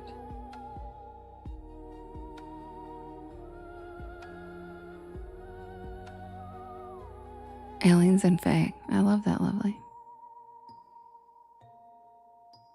Good night, Lorna. Sweet dreams. We love you. See you tomorrow. Dragons count too, Sherry.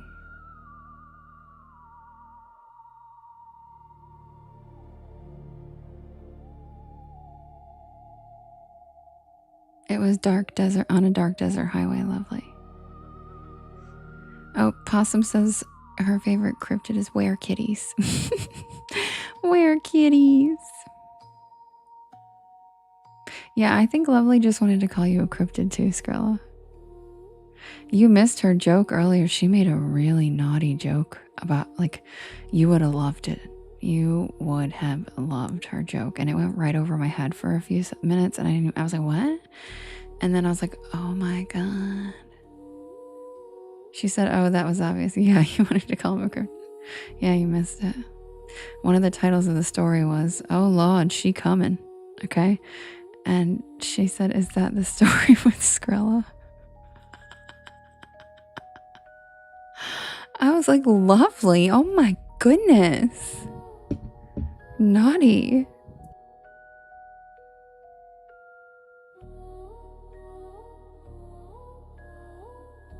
That's why I said you would love the joke, Skrilla. Because it sounded like something you would say. Robin said, yes, Lovely.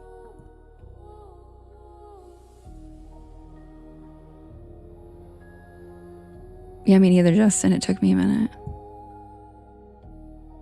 Duck Dude, thanks for the follow. Troy, thanks for the follow. Welcome to the porch.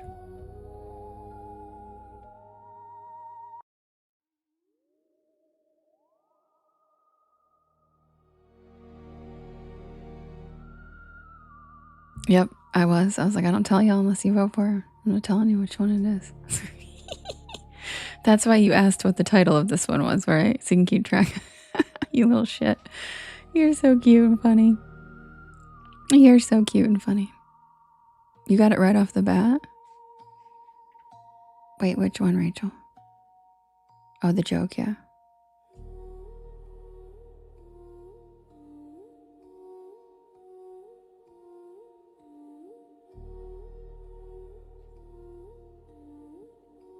You were hoping it was the name? Yeah.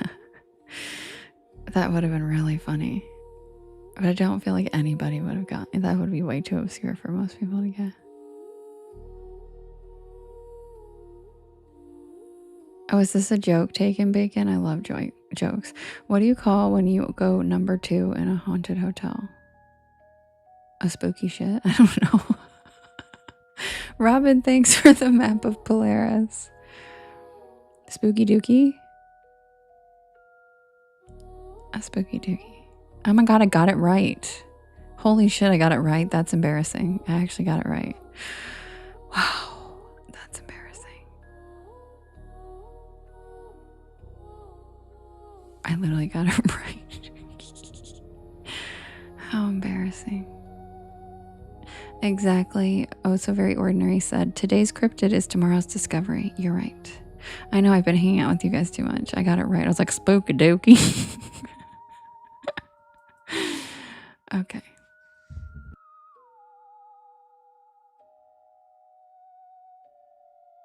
I know, Rachel. It's a very dookie. We say that in Appalachia. That's the only reason I guessed it. I was like, spooky dookie. My brain went there, which that's why I said it's embarrassing that I guessed it. Thank you for the makeup brush. It's so cute.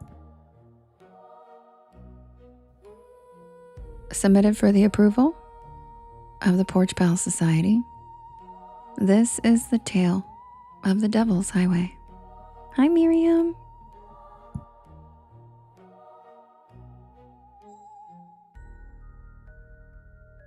Thank you, Miriam. Whee! Most people know it as Route 666, the Devil's Highway. Technically, it no longer exists.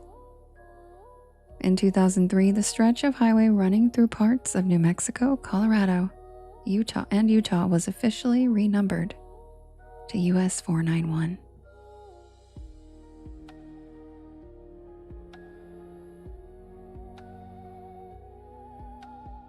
The official explanation was safety improvements and route restructuring. But nobody who grew up around the highway believed that story. Whee! Thanks, Crystal. The highway had earned a reputation long before the number was changed. Truckers claimed they encountered a massive black sedan that appeared out of nowhere, driving impossibly fast before simply disappearing. Thanks, Jess. Others reported being chased by a pitch black vehicle with no license plate and no visible driver.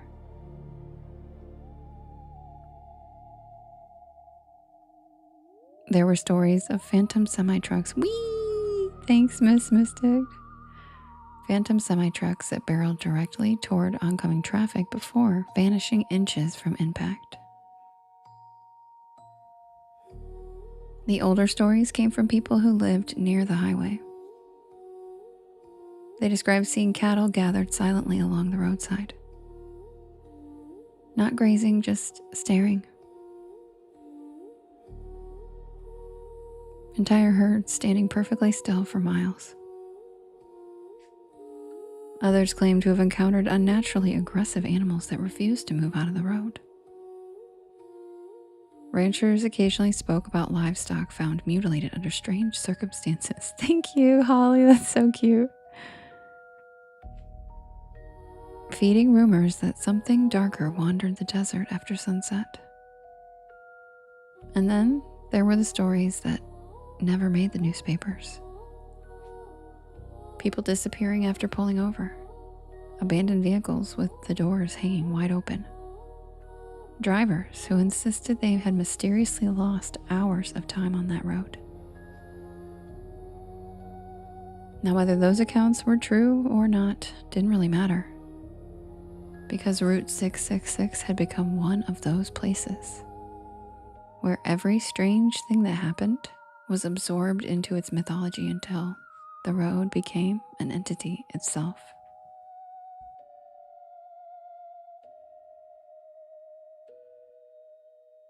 Now, I had never even heard of the road until Ben, also known as Skrilla. He casually mentioned it to me because he knows I love the spooky and unexplained. And as someone whose love for the open road runs deep, I knew I had to cruise that stretch of asphalt for myself. And I was hoping to drag Ben along with me. Neither of us really believed in cursed highways. We just thought it would make for a fun trip. We crossed into northwestern New Mexico just after lunch. The landscape slowly emptied until there was almost nothing left except tan mesas, dry washes, weathered fences, and endless sky. It was beautiful. You could drive an hour without seeing another vehicle, sometimes longer. Every now and then we'd pass faded memorial crosses planted along the side of the road. 1 became 5, 5 became 20.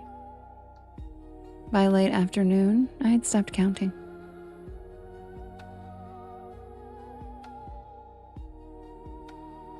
Then Ben finally pointed out what I had been thinking.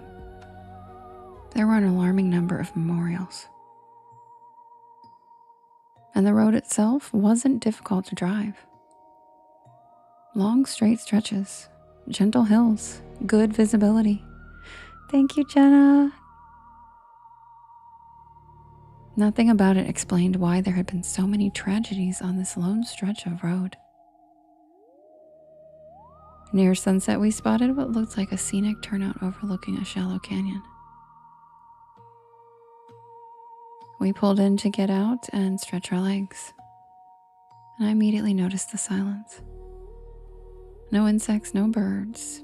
Even the breeze seemed absent. It was just still.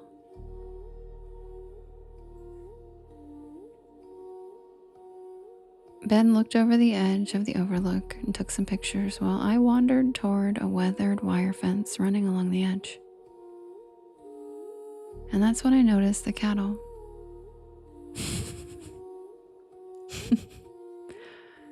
Maybe 30 of them, spread across the desert below. None of them were eating. None of them were lying down. Every single one of them was facing us. I pointed them out to Ben, and he laughed at first. But then his smile disappeared. They weren't moving, not one flicking an ear, not one swishing its tail.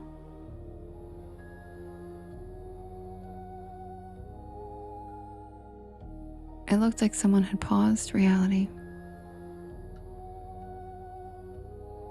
We stood there for nearly a minute, and finally Ben shrugged and headed back toward the truck.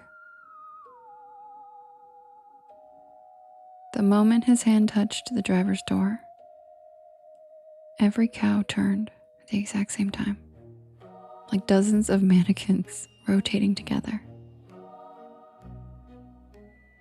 Instead of looking at us, they were now looking behind us.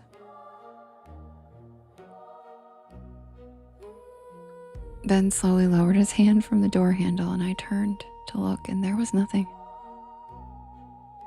So I ran back to the overlook, and I looked down to see that all the cattle were gone. Thank you, Justin.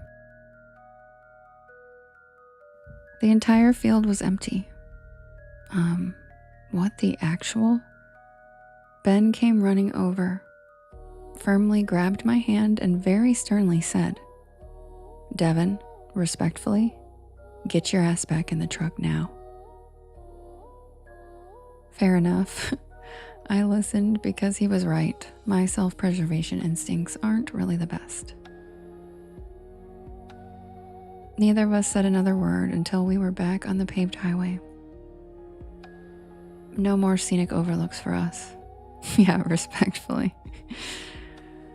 Darkness settled fast, and the GPS estimated another hour before we'd reach our motel. About 20 minutes later, we rounded a bend and we saw something standing in the middle of the road. At first, I thought it was an elk, or maybe a horse. But as we got close, I realized it was far too broad to be either.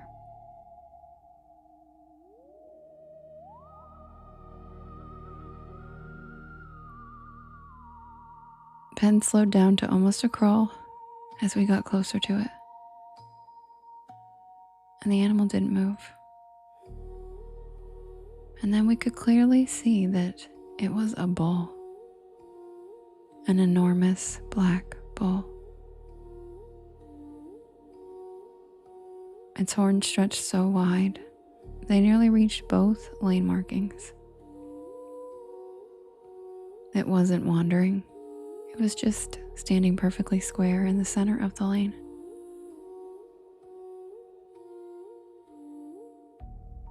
Ben gently honked the horn. Nothing. Another honk. Still nothing. It simply stared directly at us through the windshield. Its eyes reflected no light. Ben muttered that we needed to go around, but there wasn't much shoulder. But there seemed to be just enough room to squeeze by, so he slowly steered to the left. And the bull turned its head, like it was tracking us. We wedged further around it, and when my window came alongside its shoulder,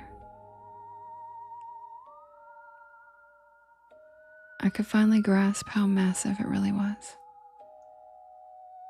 Its back was level with the hood of the truck. And then Ben accelerated and we cleared it.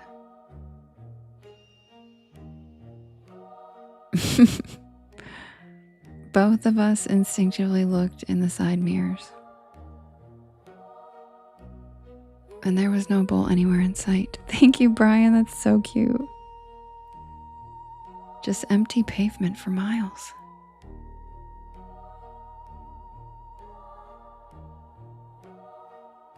We both just looked at each other and laughed, like, are we tripping right now? And if we are, at least we're going through this together. Neither of us spoke for a while after that, our heads spinning with the surreal experience we had just had. Then Ben finally broke the silence, and he just said, "We actually saw that, right?"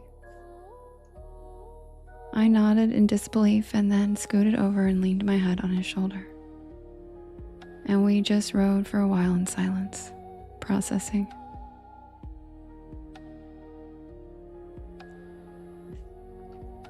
When you go through something unexplainable with someone, you turn to each other for comfort to help one another not feel so insane.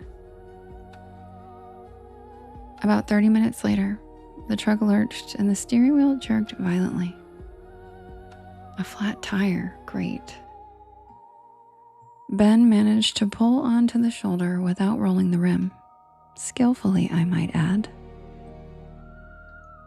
Neither of us were thrilled about changing a tire in complete darkness, but we didn't really have much choice.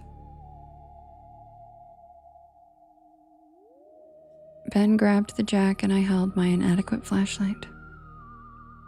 Thank goodness he knows how to change a tire because I do not. And then we realized the tire wasn't punctured. It had been shredded. Long parallel cuts, almost as though someone had dragged giant claws around the sidewall. Ben crouched lower. He suddenly froze and pointed underneath the truck. Fresh footprints, not human. 4 toes, long claws. Each print nearly twice the size of my hand. And they didn't approach the truck, they came out from beneath it. I remember that detail because it made no sense. The prints began directly under the rear axle.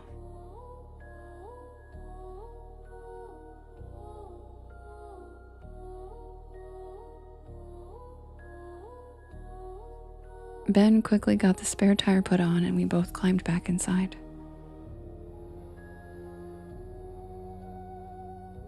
Then he tried starting the engine and nothing.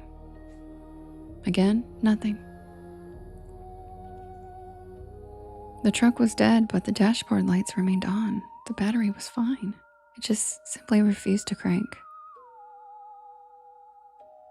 And then something bumped the underside of the truck. Not hard, just enough to make the floor vibrate. And then another bump closer to my door. And then another, moving around us. Whatever it was stayed below the window so we couldn't see it. We could only hear it scraping against the frame. Ben leaned over and made sure my door was locked, and we both huddled together in the middle of the truck seat as far from the windows as possible. Neither of us took our eyes off the windows.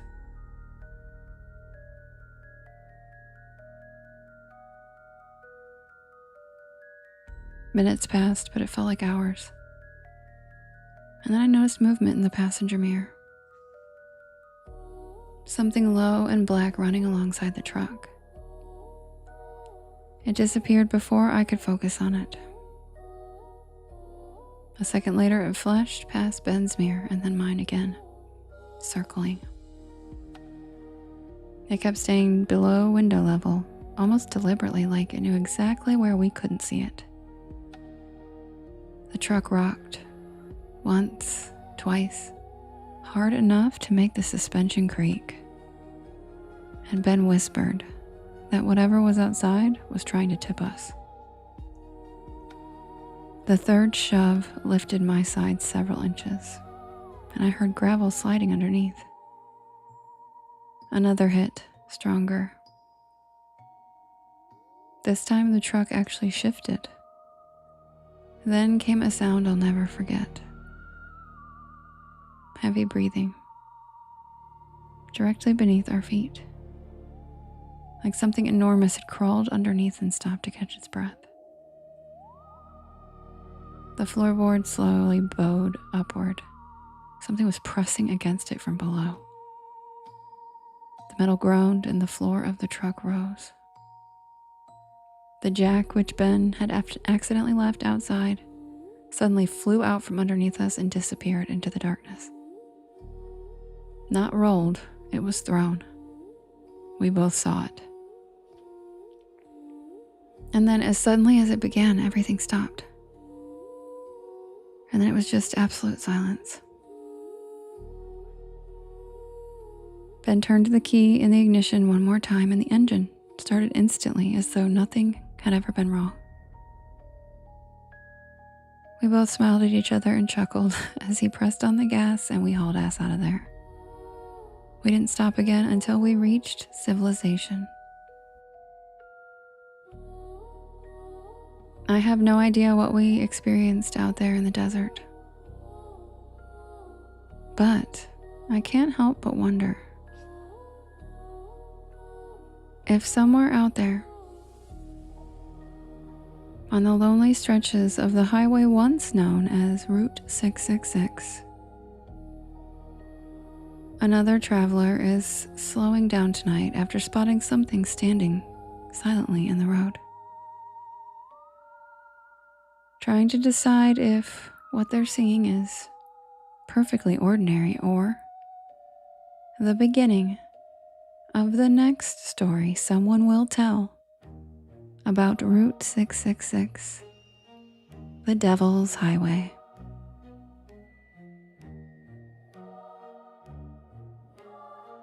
And that's the tale of Route 666, or the Devil's Highway. And oh my God, Jade, that's so funny. Lovely.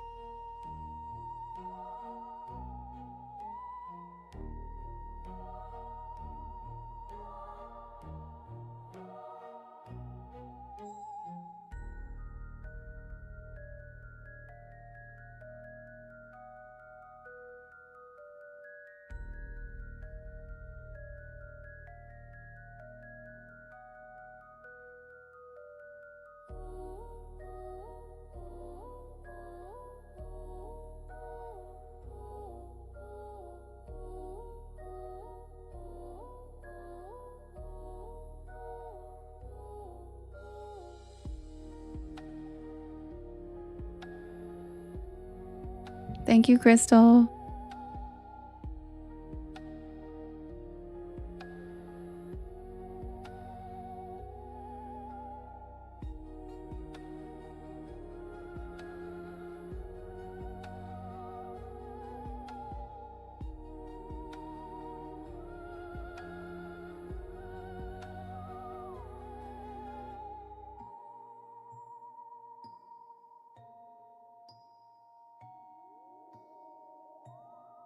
Welcome in, everybody. My name is Devin, and this is Porch Lore. And I tell spooky bedtime stories to help you relax your nervous system and fall asleep. Thank you, Maria. Hi, Songbird. I'm here every single night at 10 p.m. Eastern Standard Time until about 1 in the morning. I do write and record all of these stories myself,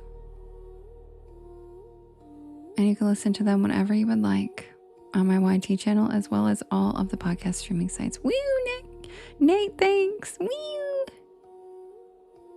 Good night, Mackenzie. Love ya. I also premiere a new one of these stories every Monday. Really, Megs? I love that. That's so cute. Hello, Megs little teens. Hi. Oh, thank you, Cheshire. I appreciate it. Every Monday, I premiere a new story on my YT channel live at 7 p.m. Eastern Standard Time which is in what, like a day now?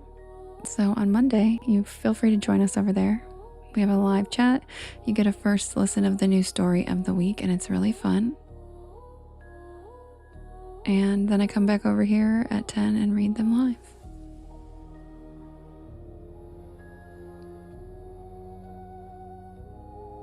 Oh, Megs. Megs is so cool, you guys. She's the coolest. I love her. Thank you, Jordan. Welcome to the porch. Too bad, Robin, you missed it. The hint actually showed up organically in Kim's live the other day, right on Friday, I think.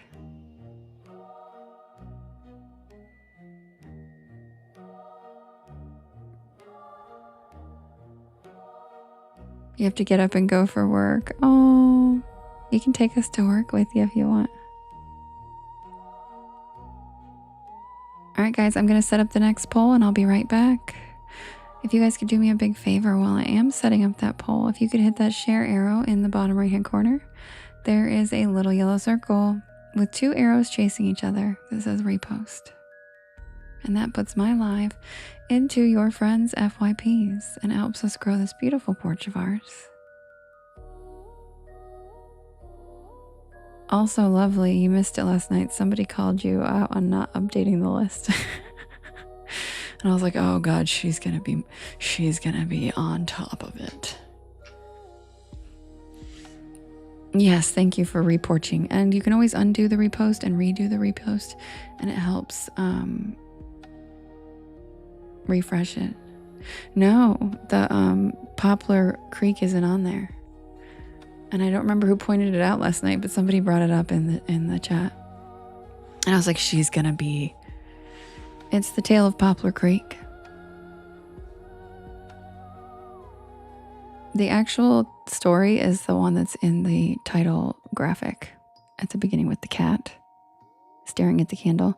That's always the actual title, but it's the Tale of Poplar Creek. Poplar Creek.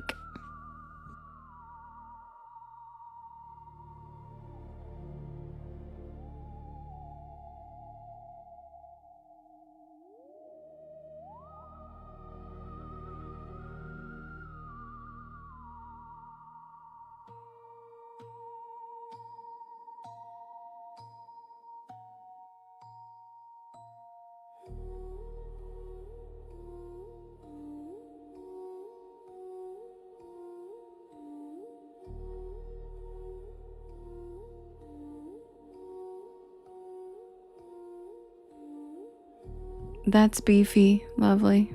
That's beefy.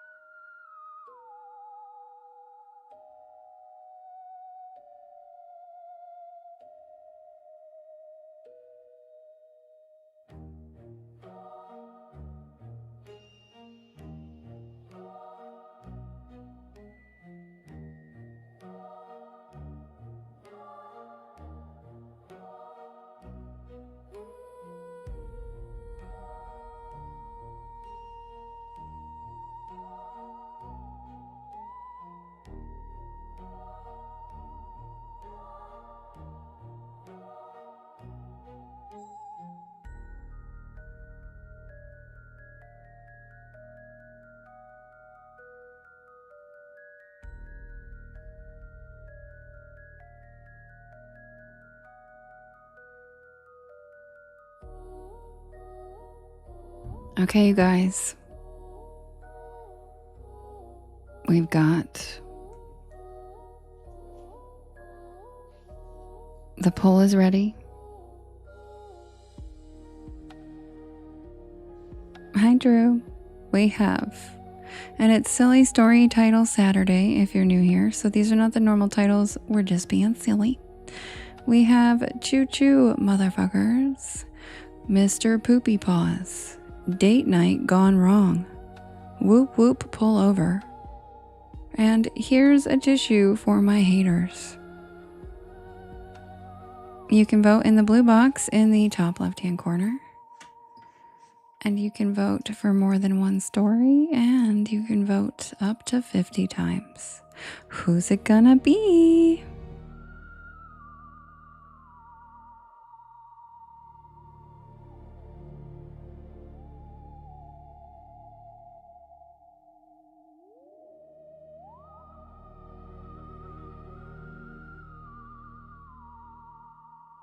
Why am I such a dork? Thanks, Kim.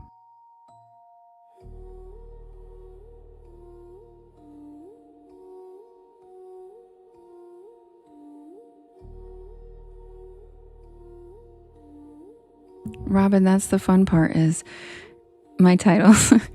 If you can't figure it out, you just vote for one, and then that's how the ones that never get voted for win. You just vote for one. That sounds funny. You don't try to figure it out. I don't think the tissue one's as obvious as you think it is. Justin guessed something really random for that one. He thought it was Travis.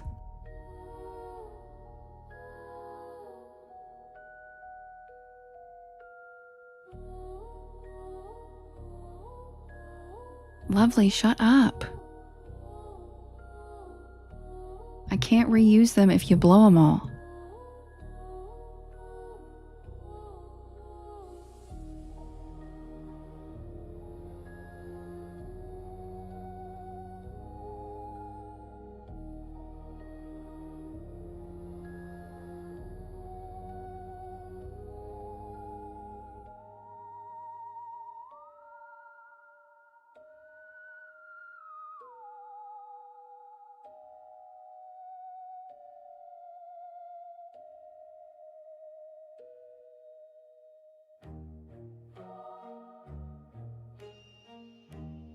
Possum, because YT doesn't have that option.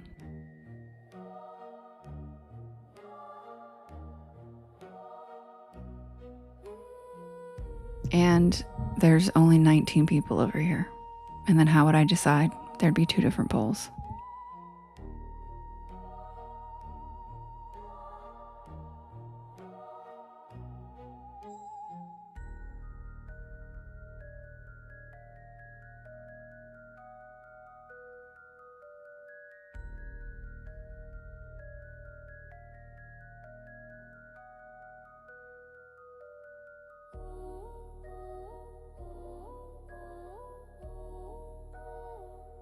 Well, that's not what I was expecting. Whoop whoop, pull over won.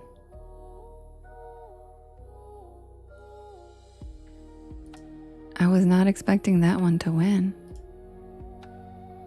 All right, guys, so the winner of the poll is Whoop Whoop Pull Over. Dun dun dun.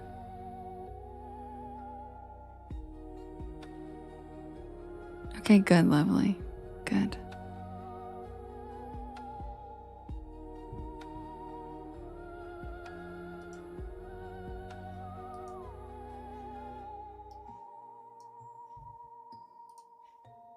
All right, you guys, I'll be right back with...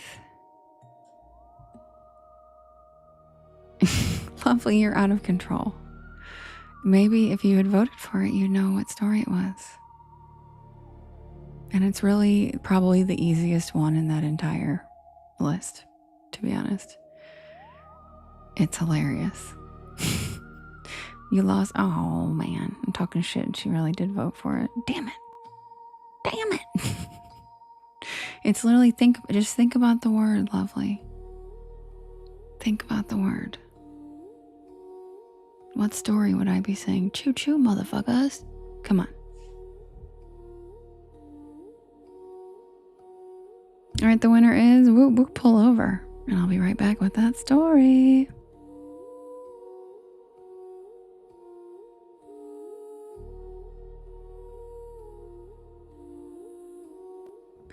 She said Hellier broke my brain. Girl, you came in at the end.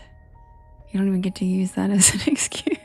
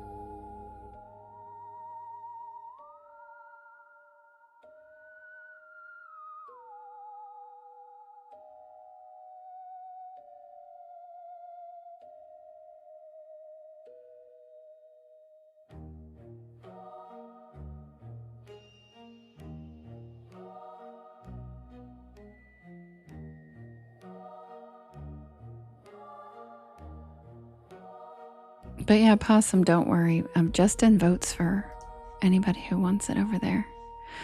Since there's not very many people that kind of chat over there, Justin will vote for you guys. Until we find a better solution.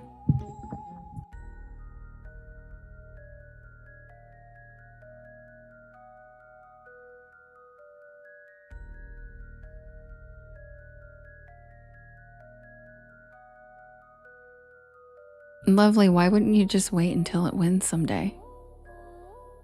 Because it ruins it for later. Now you already will know.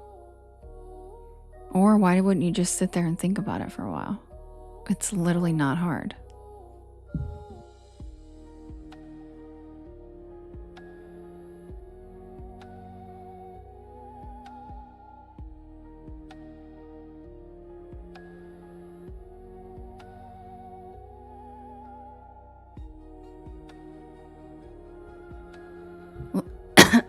Sorry, lovely. I know you're going to come up with it and you're going to be like, holy shit, why didn't I think of that? Because it's, yeah, Lovely's the shit. I love her so much. She's my favorite. But she's like, I just feel like you're not giving yourself enough credit, like, or enough time to process it, because you literally, like, it's right there. It's right there. Like, choo choo. What says choo choo? What's the only story that has one of those in it? She said that happens a lot. I know. I know. And I love you.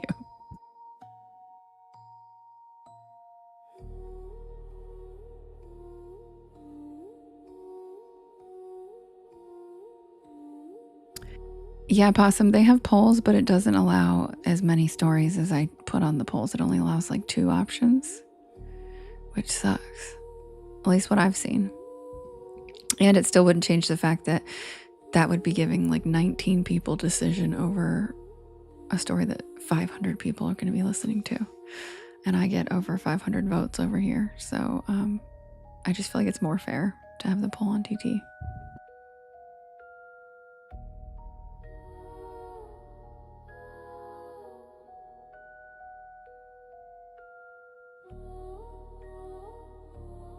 Okay, well then, lovely, that's on you, girl, because there's literally only one with a train. And it's the fucking newest story, my God.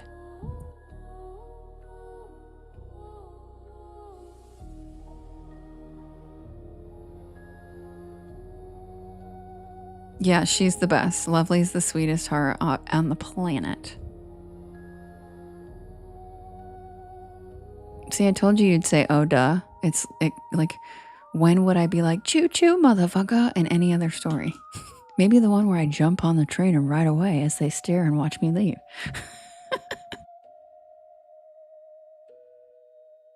Hi, Melissa.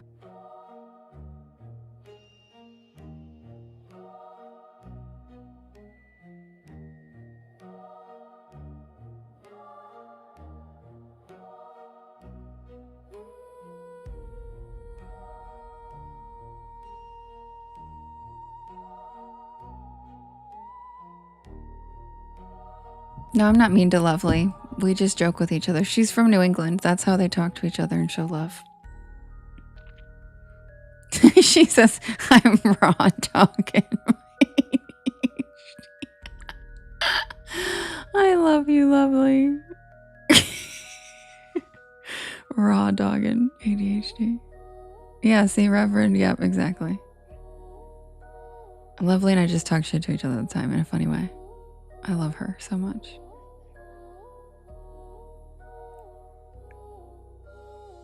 What stamp, Nate? You guys, why did the Discord just notify me right now that I'm live? Is that a joke? Did anybody else just get that notification?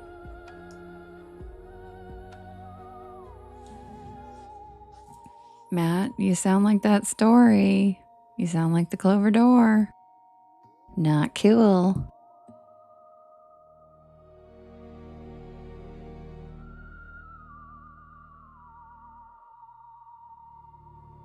That's the stupidest shit I've ever heard. Nope, I sure do, Skrilla. Did you just really tell me to turn it on and turn it off? Yeah, I have them on. Literally, that's the whole reason I set up the Discord. And I get them all the time, and it's usually right on time. That's why I brought it up, because it's unusual to get it at 12:35. Yep. Like, we've had the Discord for 6 months. So this is an unusual one.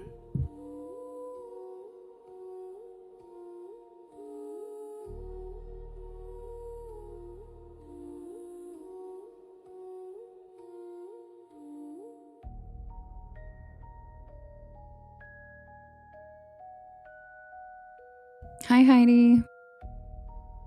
No, I don't have it open anywhere. It just popped up on my screen as I'm viewing my live from my phone. And everybody else in the chat just said the same thing, that they all got it. So if you didn't, I would assume you don't have notifications on for the Porch Pals.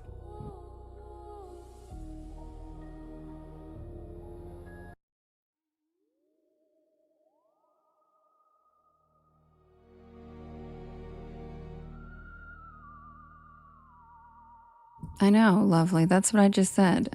Do you not remember the Clover doormat? Hello? Hello, Matt.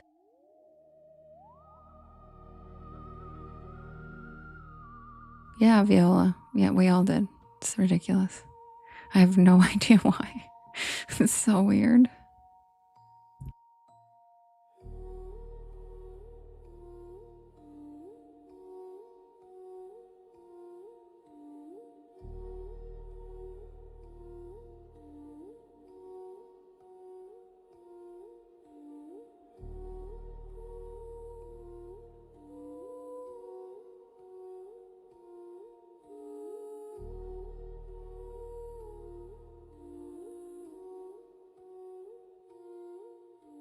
See? That's how Lovely is. I'm not mean. She's from New England, look. That's how she shows love.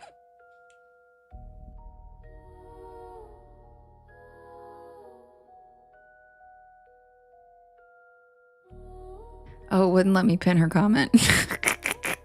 She said if I was closer, I'd be knocking on his door to knock him upside his head.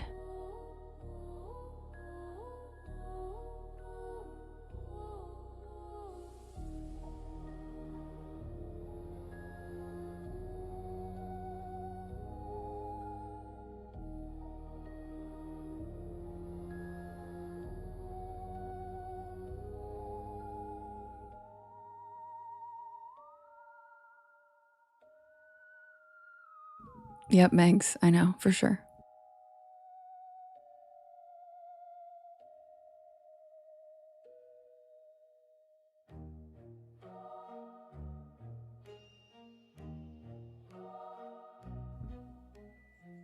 Submitted for the approval of the Porch Pal Society. This is the tale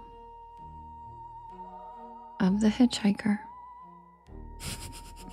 Nate said I decided to lighten it up.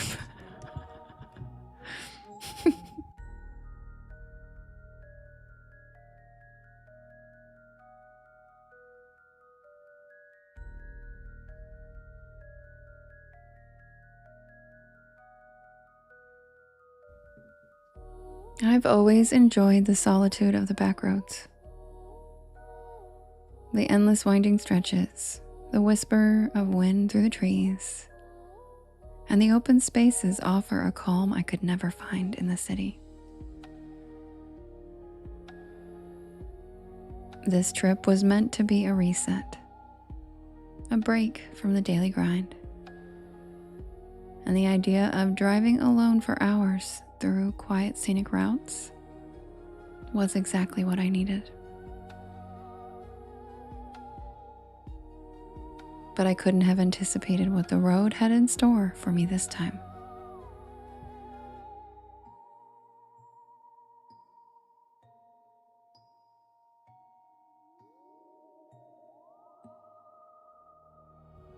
The drive had been serene so far, passing by fields and forests with no real destination in mind. Just an open map and a willingness to see where the day would take me.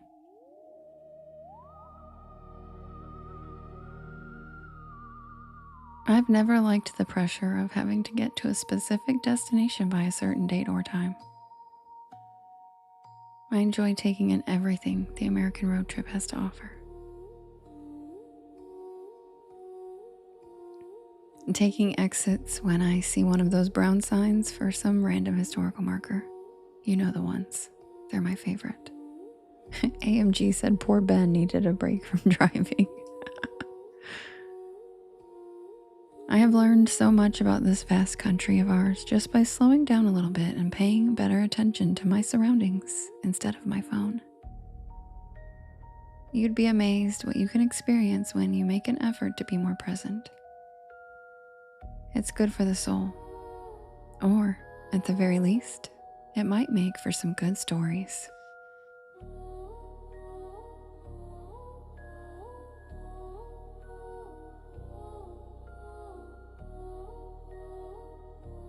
Oh, thank you, Rita. The early part of the trip had been quiet. The only company I had was the occasional crow perched on a road sign or a hawk circling above. After a few hours, I found myself on an isolated stretch of highway, winding through dense trees that seemed to lean closer as if they were closing in on me. And that's when I saw him. A figure standing alone by an old beaten-up sign that had decades of sun fading.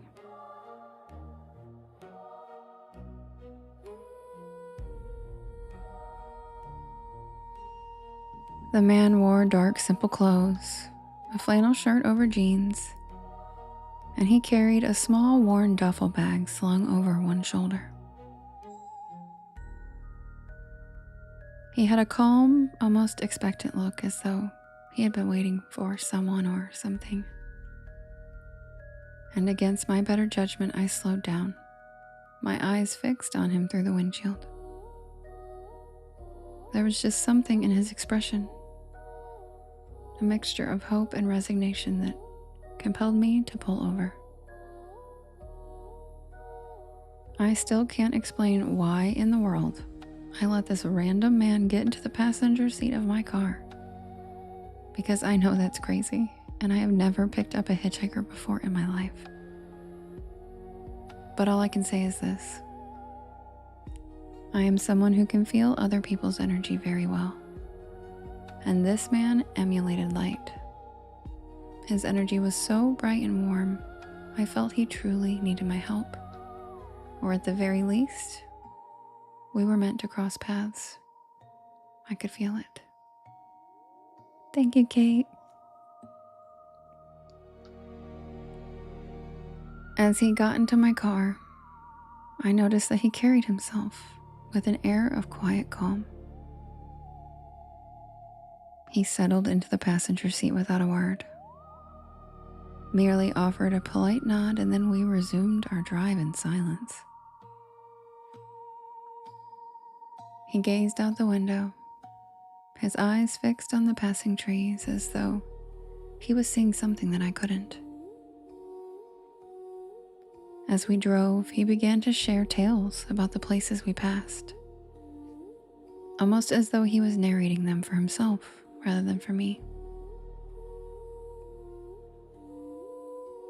His stories were filled with oddly specific details, recounting local legends, histories of old mining towns, and forgotten backwoods communities. For those of you who know me, you know that this legit sounds like me on road trips. I've always been a huge fan of history, and I have lots of random legends and lore in the archives of my brain, hence me creating porch lore. So we mentioned ghost towns that have been left behind after disasters and towns that people abandoned suddenly. The descriptions he gave were so vivid it felt as if I was seeing them for myself.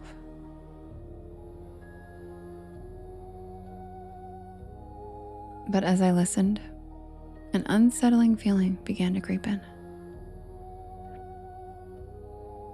His stories seemed so detailed and intimate, and the sense of familiarity that had comforted me at first now felt like something darker.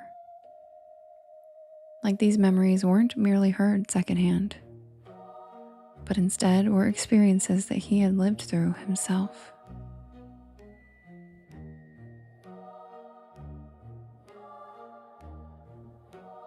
A chill crawled up my spine as he recounted a particularly eerie tale of the bridge up ahead. He described it in an unsettling level of detail, telling of a man who had been seen wandering the roads for years after his car skidded off the bridge one rainy night. The man had never been found, but local rumors claimed he could still be seen, waiting for a ride that would take him somewhere he could never seem to reach. Thank you, Justin. Thank you, Nate. The weight of his words lingered, pressing down on the air in the car, thickening the silence between us. And I felt a compulsion to glance in the rearview mirror, as though expecting to see something behind us. Oh, thank you so much. Thanks, Chelsea.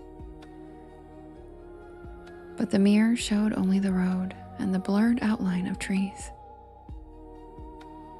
I shifted uneasily in my seat, telling myself it was just a story. But the odd familiarity in his voice really made me question that. The road wound on, and dusk settled in around us. And I noticed that he hadn't asked for any breaks or even taken a drink of water. There was an unnatural stillness to him, like he belonged more to the mist creeping over the road than the seat beside me.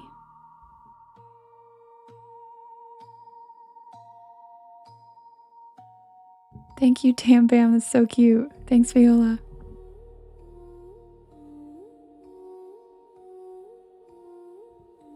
The longer we drove, the more the atmosphere in the car shifted, taking on an impressive quality that made me want to stop and let him out. Yet I kept driving, almost as if I was compelled by some unseen force. We reached the bridge just as the last of the light faded, and the old iron structure loomed out of the mist. Its rusted beams casting long, spindly shadows. The radio, which had been faintly buzzing with static, went silent, and I felt the chill of the air settle deep into my bones. As we crossed the bridge, he sat forward slightly. The bridge groaned under the car's weight, the iron creaking and straining, and I felt a cold sweat bead on my forehead. The strange, heavy silence in the car seemed to pulse, thickening with each passing second. There was a quiet finality to it, as though something was about to end, or perhaps maybe to begin. We reached the other side of the bridge, and he turned, gazing out at the fog settling over the road. Then he stared into my eyes and smiled, and said, "Thank you for having an open heart." And then he reached down, lifting his duffel bag, and he looked toward a faded roadside marker barely visible in the twilight. A sense of relief washed over me as he reached for the door handle and stepped out of the car.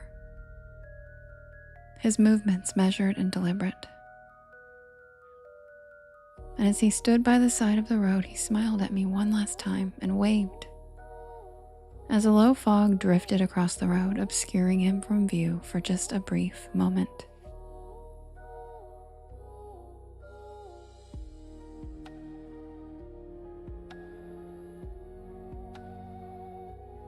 When the mist cleared, he was gone. I blinked, unsure if he'd stepped into the fog or if it had simply swallowed him whole. The hair on the back of my neck stood up, and I found myself gripping the wheel tighter than I had realized. Skrilla. I sat there for a long moment, stared into the fog over the empty road, waiting for something, though I wasn't sure what. Eventually I drove off, but I couldn't shake the feeling of his presence lingering, like a shadow cast across the passenger seat. The quiet inside the car felt different now, and I actually kind of missed his company. Days later, when I mentioned the hitchhiker to a local clerk in the next town, he gave me an odd look. He recounted an old story about a young man who had disappeared on that road many years ago. A traveler who had vanished without a trace. Last seen hitchhiking on the bridge, near the bridge on a cold autumn night. Locals said that he was still trying to get home, and that some people swore they'd seen him over the years. His face blank, his bag slung over his shoulder, as he waited for the ride that would never take him to where he was going, which was just the other side of the bridge.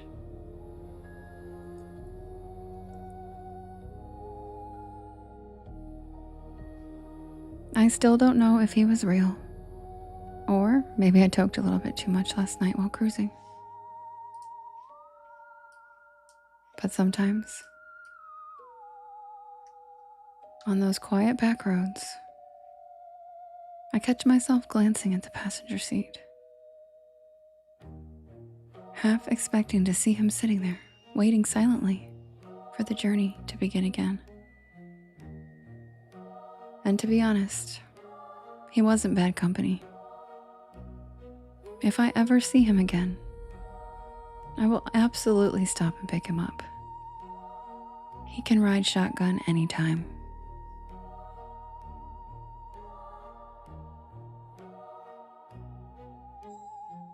And that's the tale of the hitchhiker. Thank you, Spooky Bestie. Hi. Hi, Jade.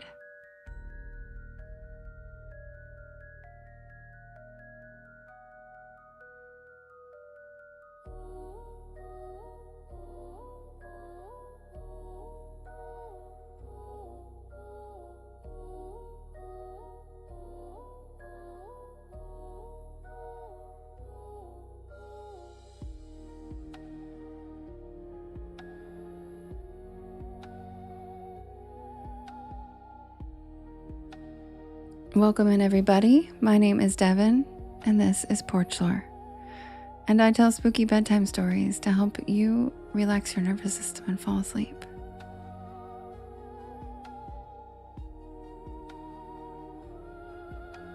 And I'm here every single night at 10 p.m. Eastern Standard Time until about 1 in the morning. I do write and record all these stories myself. Thank you, Sparkly Music. I love that one. And you can listen to them whenever you would like. Hi, Mikey. Welcome to the porch. Skrilla, almost all of these stories were.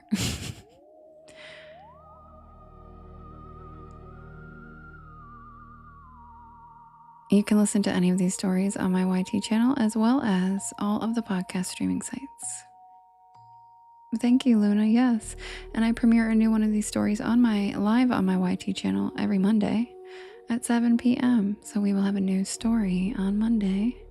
And then I come back over here and I read it live at 10 p.m. Eastern Standard Time. I read my normal stories.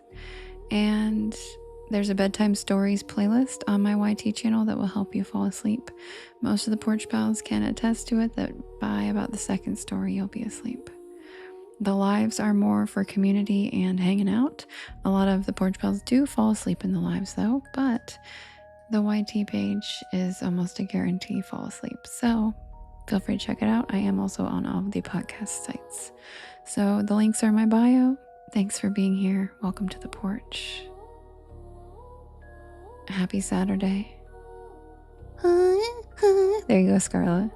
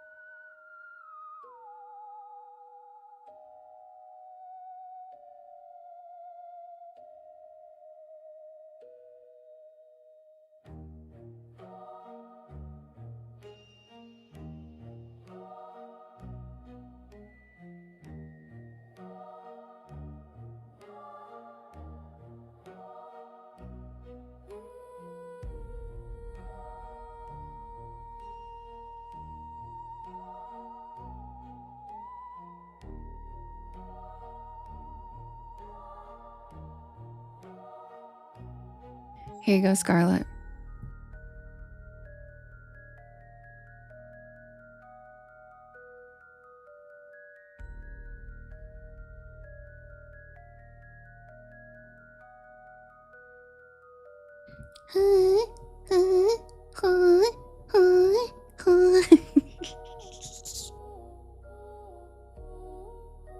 That's for you, Scarlett.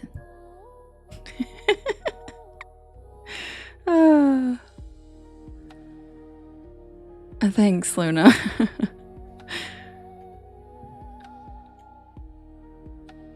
Is it really, Jack? Jax just said that's exactly how mating turtles sound. I love that. Hi, Joe. Megs, is that the first time you've heard me? Man, you haven't been here in a long time, have you? Because that's a thing now.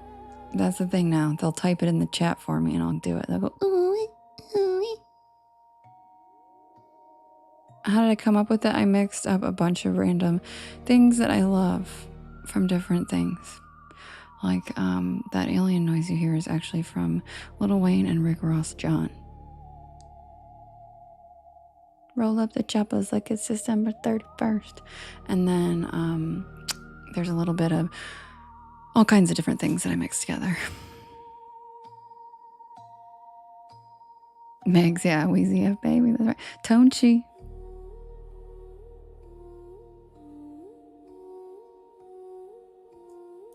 All right, you guys. Yeah, like if you listen at the beginning. Roll up the choppers like it's December 31st. Recognize it? It's a theremin. It's a theremin. Was he Nate? That's awesome. Love him. If I die today, remember me like John Lennon.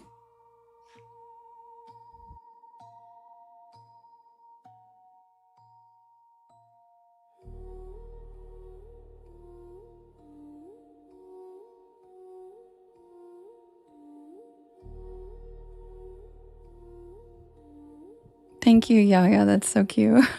Matt, thanks for the money gun. Wow, wow, wow. That sounded better, right? That sounded more like an air horn. That one was better. That was better. Wow, wow, wow. Oh, thanks, Johnny. That's so sweet. Good squeaks, good. Yes, the theremin is used in all kinds of sci-fi and paranormal supernatural stuff. It's awesome. But the first time it was ever used, fun fact, in a top charting song, the first time it was ever used in a song that became popular and mainstream, basically, was the Beach Boys' Good Vibrations. And the reason they called it that and used a theremin was because a theremin is literally played by vibrations. And that is the noise that you hear in that song. And it was the first time a theremin ever topped the charts, was that song.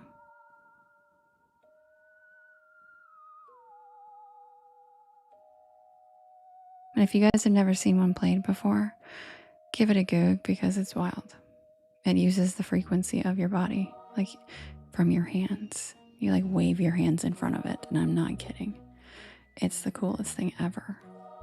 All right, you guys know what time it is. It's grilled cheese time. What's the second time, Jade?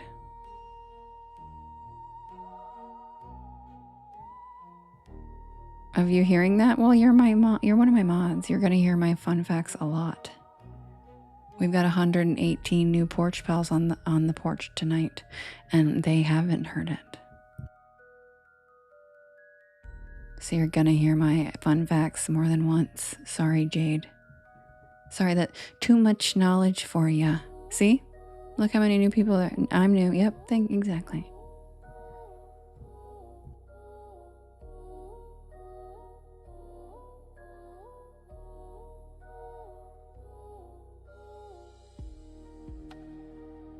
Matt, stop. You're not new.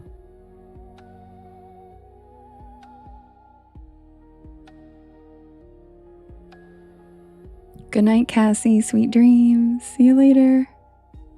Love ya. Have a good night. See you tomorrow. Bree, thanks for the follow. Welcome to the porch.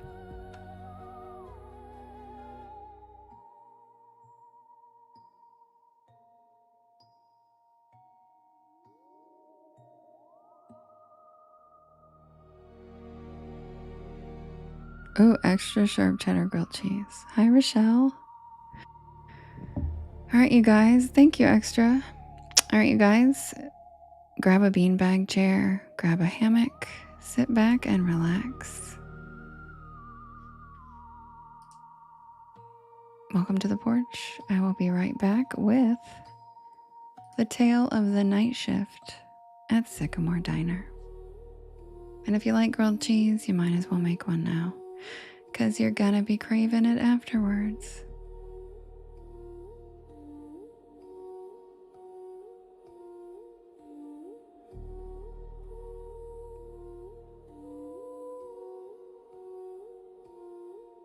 Thank you, Solange.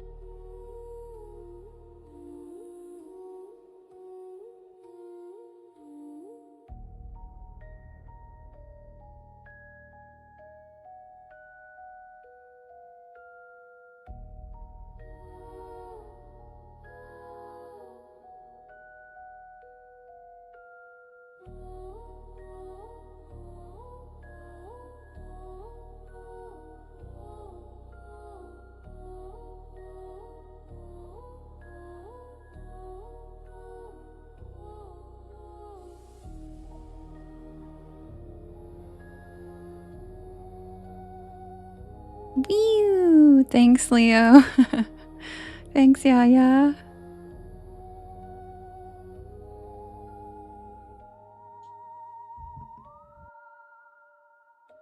Thanks, Jade. Thanks, Swifty. Thanks, Sparkly Music.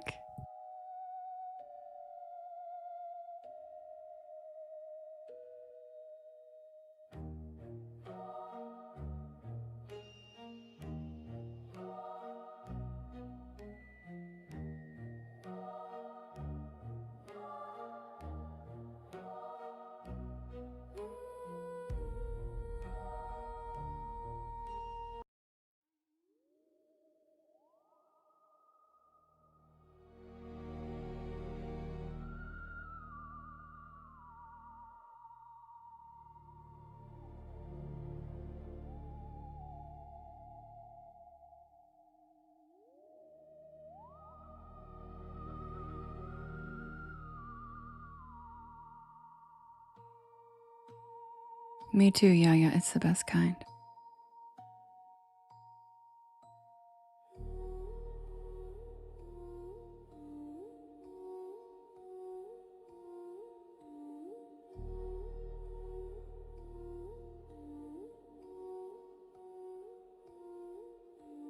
Peter, I will definitely check out your videos about your portal array system. That sounds awesome.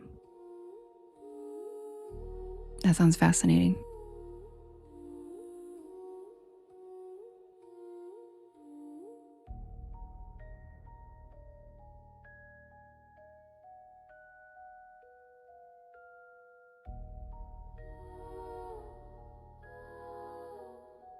Rochelle, I hope your head feels better.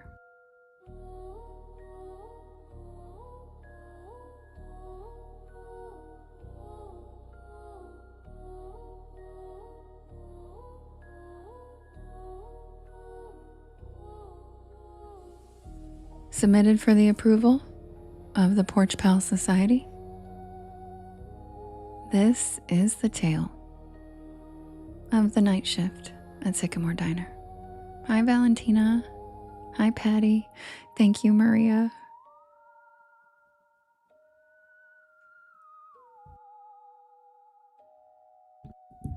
Matt, I was just going to ask you if you've drank any water tonight.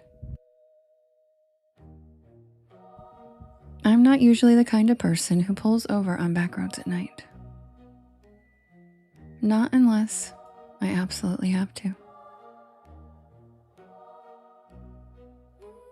But that night, something about the storm, the long drive, and that growling pit in my stomach convinced me otherwise.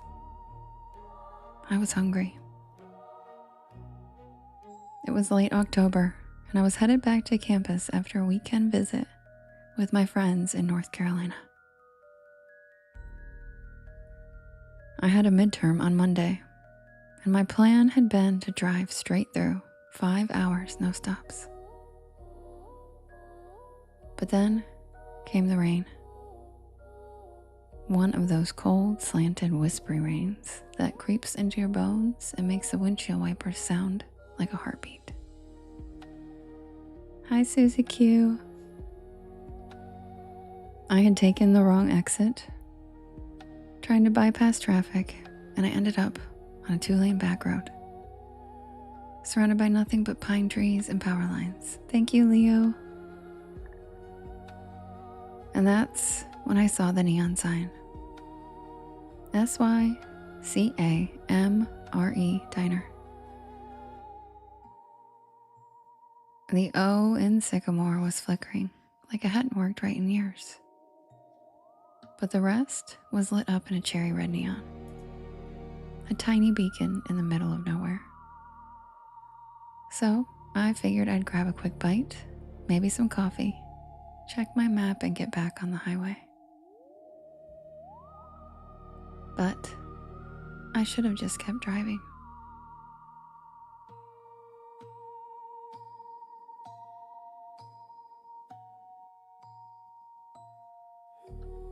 I should have known something was off the second I stepped inside.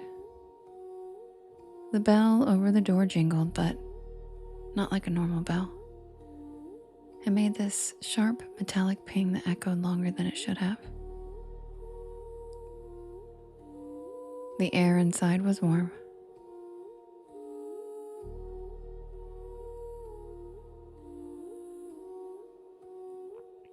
almost too warm, and it smelled like grilled onions and pancake syrup. The place looked like it had been yanked straight from 1957.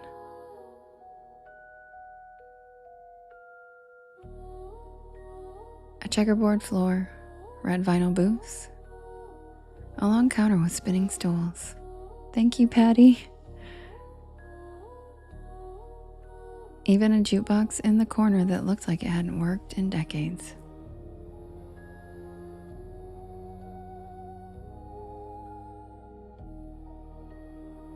And the people? They all stopped and looked at me the second I walked in. Not in a rude way, just quiet. Like they weren't expecting me. Like I'd walked into the middle of a sentence that no one wanted to finish.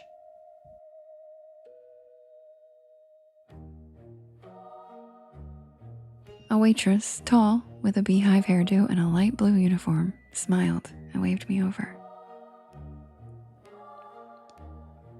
"You get caught in the rain, sweetheart," she said, handing me a laminated menu. I nodded, still trying to shake off that weird feeling.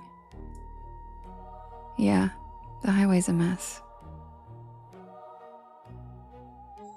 She chuckled and patted my shoulder. "Well, you're safe here. Sycamore's always open for travelers." I sat down at a corner booth. The vinyl creaked. And I remember the jukebox shifted songs by itself and started playing some slow doo-wop ballad that I didn't recognize. I looked around and everyone looked normal. Sort of. There was a trucker with a thick gray beard drinking coffee at the counter. A young couple whispering to each other in a booth by the jukebox. And an older woman stirring tea like she was lost in thought. But they all had the same look in their eyes, like they were there, but also somewhere else. Like they were watching me out of the corner of their eyes even when they were looking down. The waitress came back with coffee. Strong, hot, and surprisingly good. And I ordered a grilled cheese with fries. Simple, safe. She wrote it down with one of those clicky pens and said, "Don't worry, it's on the house tonight." And that was my second red flag. No diner just gives food away.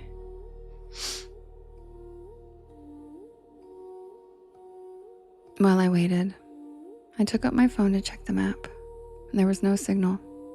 I mean nothing. No bars, no Wi-Fi, not even GPS.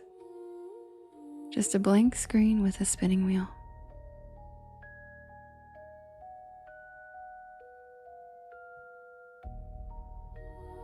I glanced out the foggy window, and the storm was still going.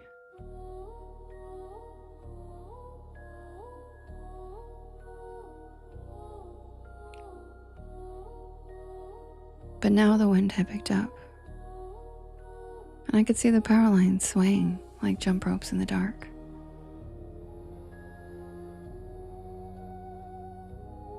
But the diner stayed perfectly lit. Not even a flicker. The food came fast. Too fast. Like under 5 minutes. But it looked amazing. Golden bread, gooey cheese, crispy fries with a little metal cup of ketchup on the side. I took a bite. Delicious. Rich. I mean, I've eaten at a lot of diners, greasy spoons, college joints, and roadside shacks. But this was hands down the best grilled cheese I've ever had. The fries were perfect, and the coffee never ran out. Every time I took a sip, it was somehow full again. I was halfway through the sandwich when the trucker got up to leave. He walked right past my table, nodded once, and whispered, "Don't stay past midnight." That's all he said. Just that. What?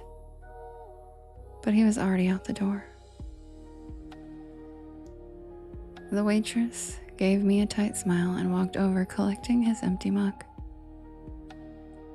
Old Earl, he's always saying weird stuff, just ignore him.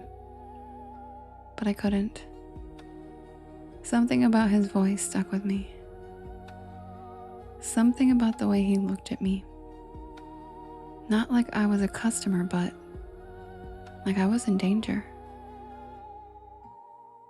I checked the clock over the register, 11:42. I figured I had just enough time to finish my fries, grab the check, and head out. I still had at least 3 hours left on the road. But when I stood up, the lights flickered just once and then again. And then everything in the diner stopped moving. The couple by the jukebox froze mid-sentence.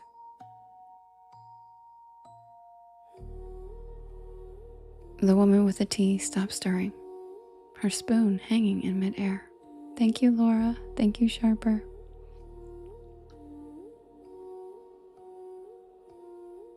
The waitress, her hand reached out for a mug, just stopped. Like someone hit pause on the entire scene. I took a step back. The jukebox buzzed, glitched, and restarted a new track. I could still move, but no one else could. And then I heard it. Not music, not a storm. A voice, not coming from anyone I could see. Just a whisper that seemed to echo from the walls themselves. Thank you, Missy. Thank you, Jen. Thank you, Solange. Thank you, Gwen.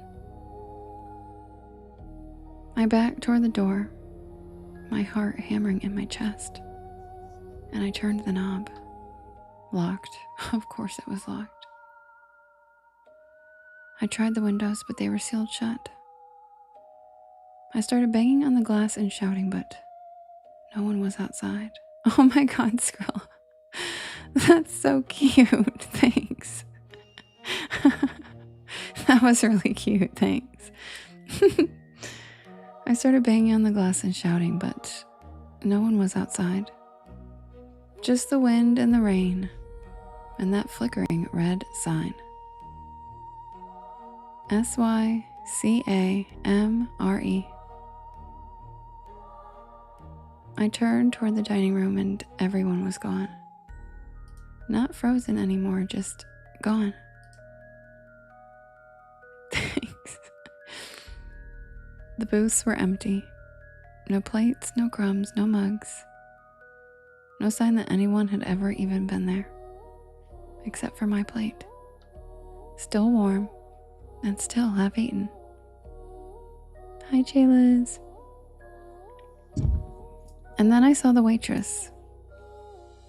She was standing by the kitchen doors, her silhouette backlit by flickering fluorescent light. Her face was wrong. The same smile, but her eyes were empty, black and endless, like someone had painted over them.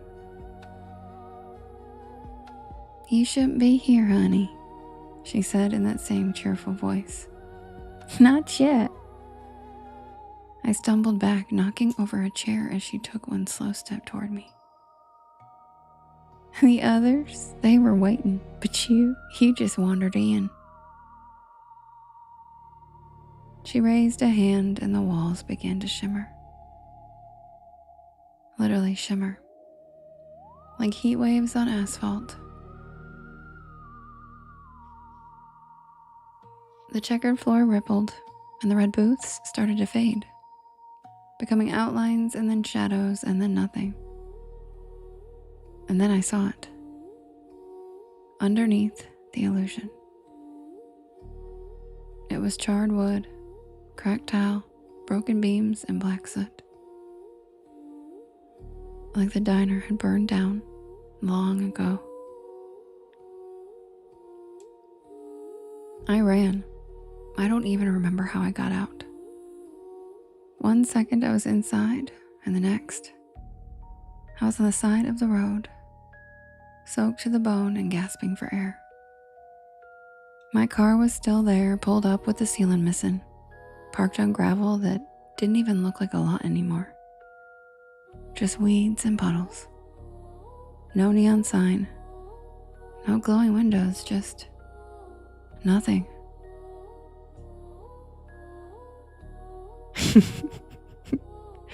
I drove back to campus that night in silence. No music, no Porch Lore podcast. I kept glancing. There's Sherry, yay! I kept glancing in the rearview mirror, half expecting to see that red neon flicker back to life.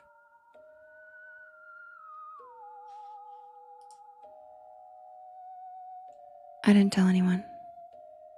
Not for weeks. Not until I finally looked up Sycamore Diner on a local history site, and I found it. It burned to the ground in 1972. A gas leak. The whole place went up at midnight, and everyone inside was killed. 5 patrons, a waitress, and a cook. The photo in the article? The same checkerboard floor, the same red booths, the same neon sign. SYCAMORE.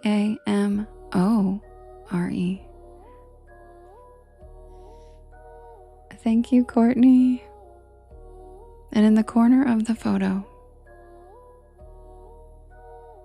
that same waitress, smiling.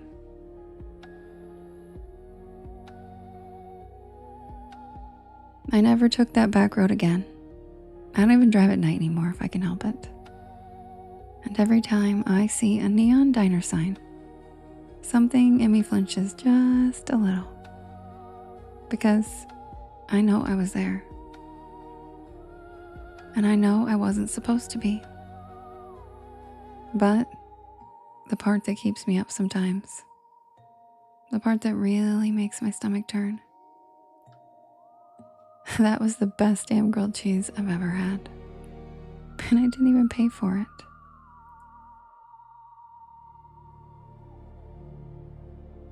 And that's the tale of the night shift at Sycamore Diner. Thank you, Langley.